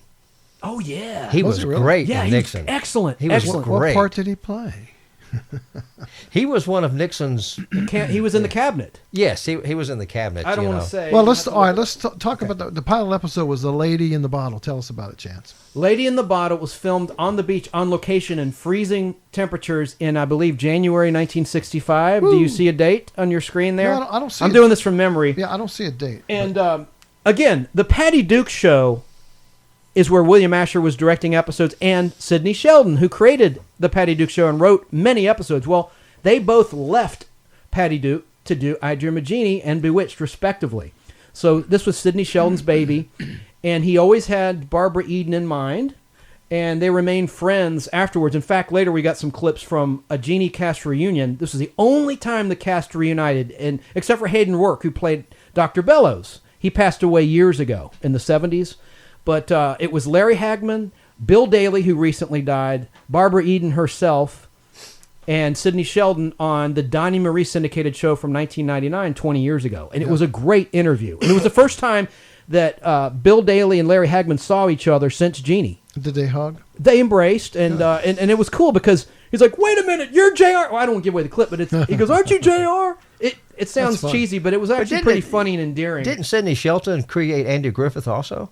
I don't know. I think he Yes, did. yes, he Did did. he? Yes, I will be doggone. That's a Yeah. good fact. And I more didn't than that, know. and more than that as well. Now they shared the sets. These Yeah. were both Screen Gem shows, Bewitched and Jeannie. And they did were. you know that Samantha and Darren Stevens' house set was also the Bellows house set? And on I Dream of Jeannie, Dr. Alfred Bellows and his wife Amanda. He's the staff shrink psychiatrist on the military base down in Cocoa Beach, Florida. Well, it was the exact same set that you know from Bewitched. Anyway, because they're both for Screen Gems Productions. And Barbara Eden could sing, boy, a lot better. I like Liz Montgomery. I'm not going to compare them. I almost did there. But Barbara Eden had a soulful voice. And she could sing really well. We might have a clip later. I don't know. They copied the Serena Bewitched thing. They had Jeannie 2, where Barbara Eden played her mischievous and actually borderline evil cousin, Jeannie 2, who was after Larry Hagman. Yes. Captain Nelson, who was promoted to Major Anthony Nelson during the first season. And man, those episodes are a trip. Now- Very psychedelic. But Jeannie was just a kind of a silly show. Yeah, but it's just kind of empty-headed, Empty-headed, playful. silly. You Sure. know. But it was inspired by the movie The Brass Bottle with Tony Randall. Did you ever see that out? Oh, yeah. With Burl I didn't see Ives, it. Tony. Mhm. It's you'd love it. It's a fantastic movie. It's Burl Ives plays the genie, and Tony Randall obviously finds the brass bottle, and it's a great. I'm not even going to tell you about it. You got to watch it. I've got it. I'll loan it to you. Yeah, But bring it over. Please do. Bring it. Let's watch it on the big screen. But it's a fantastic movie, and it's funny. And but anyway, that's what the show was based on. It was inspired by, I should say, Sheldon Leonard. Was inspired. Did you mention when Jeannie started? I was just about. You read my mind. We're on the same wavelength, dude. September 18th, 1965. Yes. And when did it end, Al? May 26th, 1970. May 26th, I beat you, 1970. Al. I beat you. Al. And there's actually a final episode where Jeannie's revealed to the world in Dr. Bellows. It's called Hurricane Jeannie from season 5. What network did it air on? NBC. NBC. ABC. Yeah. NBC. NBC. I know. I'm just kidding. How many episodes were there? 139. 139. Ooh, we did that. I had every one of them on 16 millimeter film one time. Yes, because again, these guys worked at Turner. Because I worked at Turner, and then when they were switching everything over to film, Yeah, they were throwing away. But anyway, yeah. I had a bunch of. Did you know that Groucho was on one of the episodes? I did. Yeah, but I can't at find the end. I can't find that stupid episode. And I mean, Sammy Davis Jr. Yeah. You got to find that clip where he's singing. He does a great song on Our Jimmy Jeannie season 2. But you guys had every episode. You sold them though. every episode, right, Al? Every episode. Yep. To someone who's deceased. So did I. That we know in the film collector world. great Tom Tom Hedges. Hedges. I have a bunch on film to this day. Great I have Tom Hurricane Jeannie, but they're all available on DVD now, so film is kind of blasé. But the network airs shows out of order. Hurricane Jeannie was the last one filmed. It was meant to be aired last, but the network did not air it last. It aired it second to last. It aired The Great Chili Cook-Off as the last episode, which is a terrible episode. But the Hurricane Jeannie is probably on YouTube, and that's very entertaining. And it ties up the series very nicely. And they did reunion movies. But you know what? Larry Hagman was such a big star from Dallas playing JR. They brought in Wayne Rogers to play Major Anthony Nelson. Of course. And you know who Wayne Rogers is, right, Al? Yeah, he was on MASH. Right. Yeah. Right, and he was in Invaders we watched with Gene Hackman not too long ago. The Spores was the name of that episode. I think he's passed away. He did, and he was a contributor onto one of the cable networks, Fox Business, and he made it big in the stock market. That was his after acting career, and it was very lucrative for him. But yes, he's gone. I watched an episode of Maverick on MeTV that he was in. Oh, you did? Wayne Rogers, yeah. Do you have a clip? No. Okay. I just saw it the other day. Do you have the theme to Jeannie handy? I think I had some Jeannie clips. These aren't long. Should say theme. No. Yeah, you do. I do not. Let me see. It should be on the list of clips that we transferred 2 weeks ago to Adobe. Well, it was so long ago. Oh, he could probably pull it up quicker. No, he probably could. But, and Jeannie, the other thing Barbara Eden did, she wore a wig. If you notice, in every episode, she's wearing a wig. That's not her real hair. No. Kind of like Dolly Parton. You never see what she really looks like, and that's smart. She could go out in public, I guess, and maybe fool the public and not get mobbed. But there's two versions of the theme, like I talked about previously. The Richard West version and the Hugo Montenegro. I got Jeannie clips that says cast reunion, opening segment. No. Let me come around. See, opening Take segment. it away, Tom. Yeah. Jeannie season 2. Yeah, Jeannie it's the season 1. See right here? Let's see, buddy. That's no, great. not the reunion. Les Mis. Well, let's play the bio. Let's play the bio. And for the audience This is a little of your love network, but particularly to the home folk in Vegas. And what for is my this? lady and for little Sam and Big Sammy Mama. Davis Jr. Stand by on my clip, then. I dreamed a dream in times gone by. I'm sorry, that sounds like Billy Crystal to me. Can I have an eye? Oh, I almost stole a joke from someone. I'm sorry. Erase it. There's a great comedian, Jim Gossett, newsmakerline.com, that does a great Sammy Davis Jr. impression where he's playing Wheel of Fortune. I'll just leave it at that. Yeah. But, we have a little bio. This is very brief of Barbara Eden. I want to just play. I don't know what clip you want. See the bio? It says Barbara Eden bio. Let's listen to a little bit of that. This is good. On a bio break? It's her biography. Oh. I don't see no Barbara. It's there right. it is. There it is. You want to hear that? Yeah, just a little bit, and then these are short clips, but this is pretty cool. It'll be time for another chicken sandwich. Born on August 23rd, 1934, in Tucson, Arizona, the baby girl who would one day be known to the world as Jeannie grew up in San Francisco, California, as Barbara Jean Huffman. Like so many Americans, the Huffmans struggled to make ends meet during the grueling years of the Great Depression. But they were determined to provide a stable and nurturing environment for their only child. Harrison Huffman was a loving father who worked long hours as a telephone lineman to make ends meet. We could have just said all And this. although Barbara's mother Alice was We'd a have to strict listen to Peter disciplinarian, Graves. she possessed a It's on lively sense of humor and an upbeat attitude. Upbeat. My mom and dad were very much affected by the Depression. And of course, poor Daddy, he didn't make a dime. He worked so hard for very little. So we had a few rough times, but we always had fun. Sheltered by her protective parents, Barbara enjoyed a carefree childhood, often playing in Golden Gate Park with her mother and fishing with her father. Terrified by the prospect of You said that Peter Graves? That's Peter Graves. And Don't Call Me Shirley. No, that's not. No, No, that's not Airplane. him. Yes, That's Airplane. from Airplane. yeah. That was him. Now, that was exciting. well, I want to get some background on Barbara Eden. Now. I had all that Hit the information theme, right Al. here. Hit the theme. Musical theme. We got to play the Jeannie theme. Well, sure. Which one are you going to play? Both of them. Opening season 1, is that what Yes. you want? First, yes. All right. In his narration. Once upon a time, in a mythical place called Cape Kennedy, an astronaut named Tony Nelson went up on a space mission. He did a lot The of Disney missile videos. went up, but something went wrong, and they had to bring it down. Captain Nelson landed on an island in the South Pacific, where he found a bottle.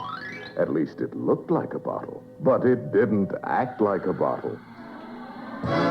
Because in it was a genie. Oh, not your average everyday genie, but a beautiful genie who could grant any wish.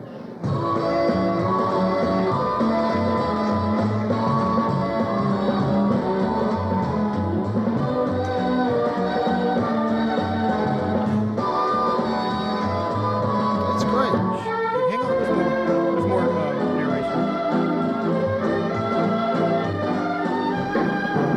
You want to hear all of this? Yes. Captain Nelson was so grateful, he set Jeannie free. Only she didn't want to be free. You know how it is when you've been cooped up in a bottle for 2,000 years. She wanted to have fun. And she wanted to have it with Captain Nelson. So she followed him back to Cocoa Beach, a mythical town in a mythical state called Florida.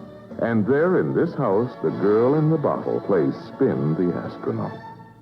That's just great. And that was Jack Wagner, the announcer. He's mostly associated with Disney properties and Disney stuff. And he was Jack also- Wagner? Jack Wagner. Any kin to Lionel Wagner? I don't think so. But, you know, all these shows back then had a lot of the same type of theme songs back then in those early days of 1960s that we remember.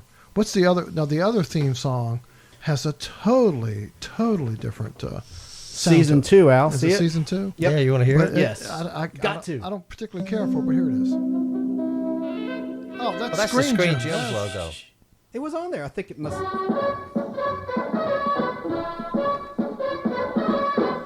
Keep it going.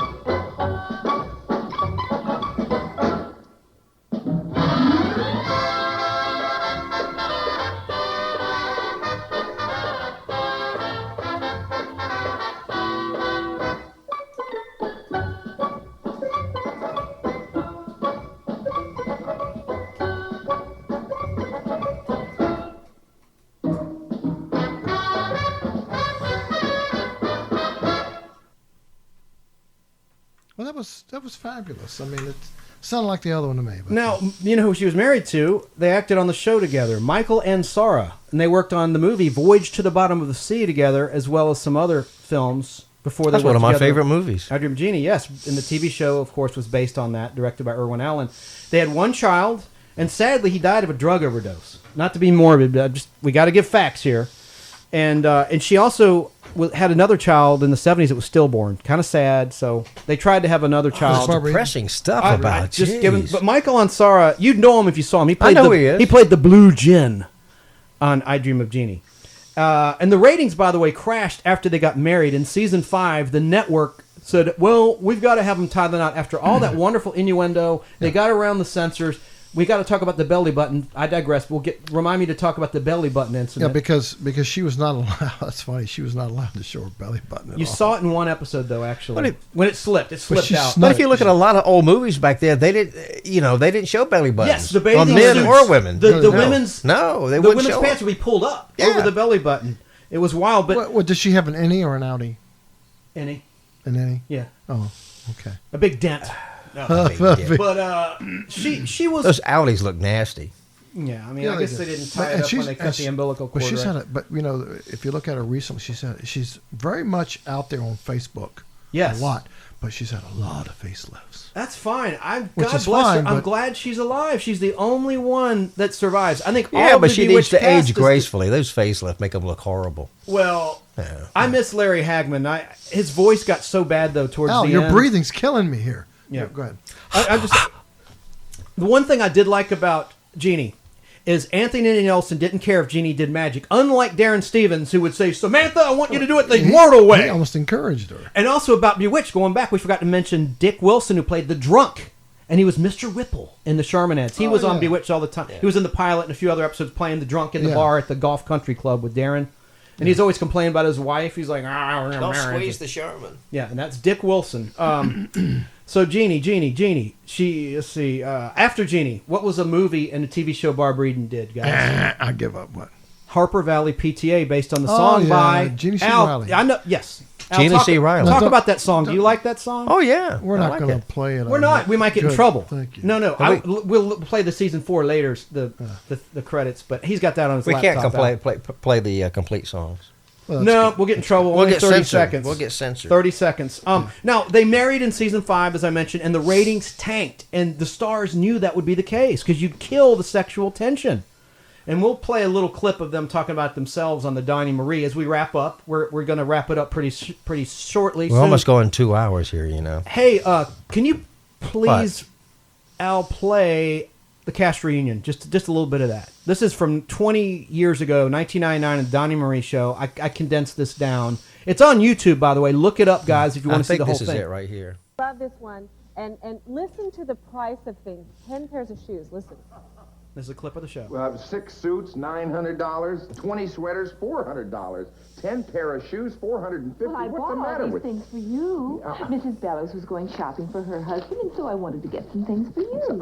I simply cannot afford all this stuff. Oh, but that is the lovely part about it, that you do not have to pay for it. It is charged.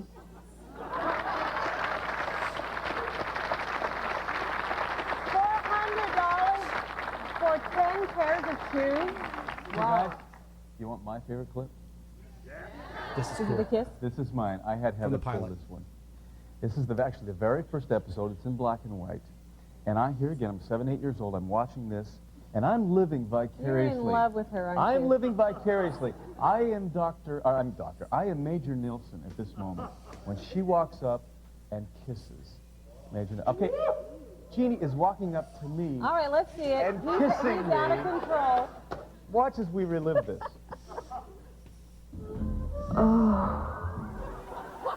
You mean it? No, don't. What are you doing? He was waving me by. No, I wasn't waving. I was waving to Susan. Oh, I thought you were waving. Further into orbit than I thought. Keep it rolling. There's another good clip. This is where they bring out Larry Hagman. I will reenact that today. Back to me. Is that it? Well, that was great. There's another one. Is there another one on the reunion? That was enlightening, wasn't it? Isn't there? There's one where Larry Hagman comes out. It's brief. Do you see it? No, that's it. That's the last one. That's a shame. You got opening revised, and that's it. That's just a crying shame. Hang on. Well, Play that Jeannie season 4. The Jeannie show was was very popular up to a certain point, but you can only take so much of the magic bottle and the smoke coming out and whatnot. It was kind of clever, but there's also some pictures of rolling around Facebook and whatnot of the set. We hear you every word you guys are cheating about there over there, chatting about. Of her set, of the set of Inside the Bottle, which was pretty cool. It took up a rather large space on the soundstage, and it was very cool looking. You can see all the lighting and everything in a particular photograph that I've seen on Facebook recently. It's probably under Barbara Eden's name on Facebook. That picture will come up. It's pretty cool. It's pretty cool to see it, really. So, Chance, what else did you want to say before we close it out here? Because Al, you got a clip I want to play where they actually see each other, the cast, for the first time in 20 years in terms of Daly and Larry Hagman. This should be it. Yeah. Do you have a favorite scene, something that you remember that stood out that was fun or funny or? Well, you know, I liked the show before at the beginning when I didn't know there was a Jeannie, and that was a better. No, I'm serious. That was a better comedy thing for me because I didn't know what was going on. Once I knew there was a Jeannie, that was a different kind of take on it. But well, I liked that I'm one. sure there were a few shows, but there was one show that right. I loved was the one where you had to go and say you loved. Yeah, talk to. You asked me in prison. I guess she disappeared. And I didn't know what was going on. She was a Jeannie. You asked me to go and talk to the wall because it was to talk to her. Do you remember that one? No, it was my favorite. We have the clip. Oh, really? Right behind you. Oh, well, then I'm leaving. Oh, they're playing clips too. That's what I'm saying. Roger Healy. They did my work for me. He wanted me to tell you that he was in trouble and that he needs you, and he's very fond of you, and that you're hurting him deeply.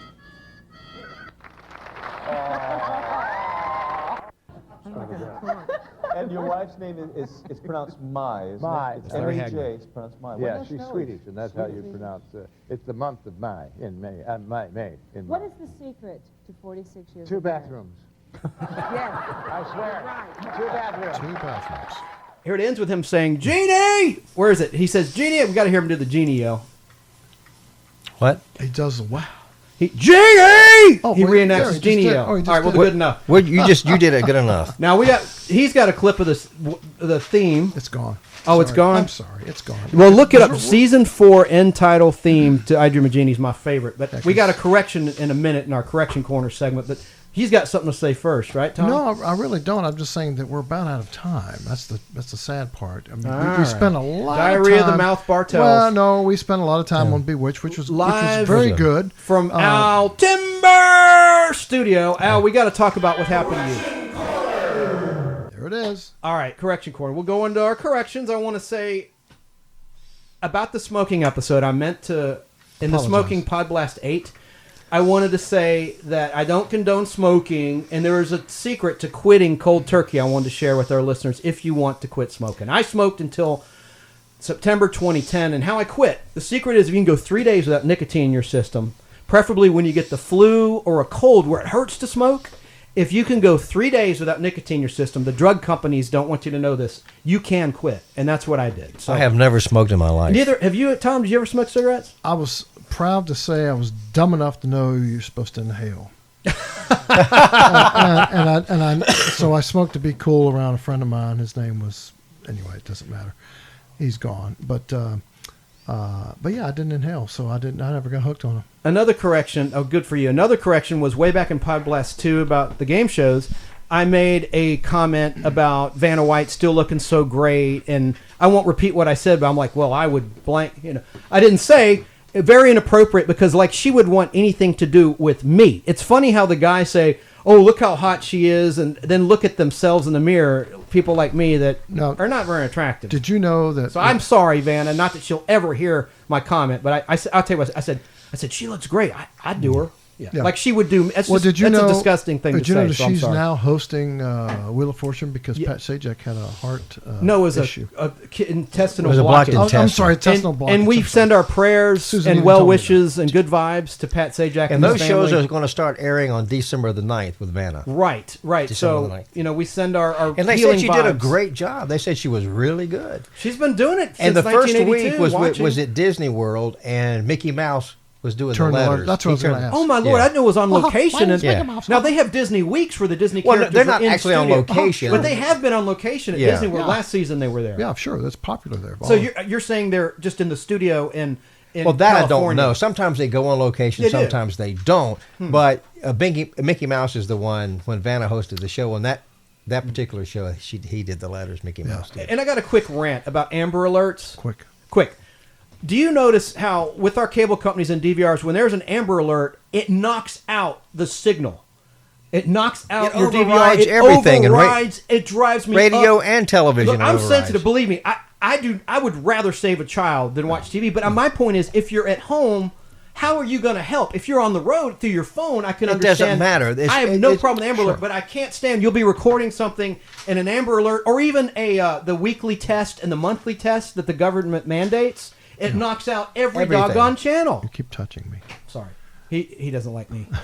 He hates When my there's guts. severe weather, it does the same thing. If there's a storm coming. Well, that's true. And another rant, I can't. This Chance the Rapper guy, he stole my thunder, man. I'm Really? the real Chance, man. Well, I could rap if I wanted I've to. never heard of him. He's a new. I'm hungry He's been again. around a while. I'm hungry again. Well, I guess we got to wrap it up and feed you. Well, it's been great. We've gone 2 hours, and that chicken we've sandwich is gone- already gone. Yeah. Have we really gone full 2 hours? Hey, Chance, go get us another sandwich. Will you go get us another No, sandwich? I'm gonna go. I home ain't to waiting in that line again. It took almost a whole hour. All right, we just want to shout out to Jill Collins in Argentina. Hey, Jill, how you doing? Hope you're still listening to the Pod Blast. She started a successful dating site down there. She's Okay. a friend of mine from. I've known her since she's thankfully That's good. she's tuning in. But I've known her since elementary school. All right, but anyway, we're going Jill to Collins. we're going to continue to try to do some really interesting shows. We got some coming up. Lost in Space, Twilight Zone, like we said before. There's some classic movies we're going to talk about. We should do one on classic westerns, and Chance will be real quiet on that. Well, next week we have a special guest too. Well, don't want to steal your thunder. No, don't. We might have this person.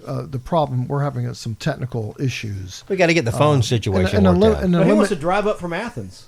Oh, I'm sorry. He wants to be here instead of sharing the mic with me. I apologize. I got to clear it with Al because this is his studio. Yeah, but that's he's the comic book show we're going to do. I'm sorry. We're going to talk about how Marvel Comics ripped off a character I submitted. Okay.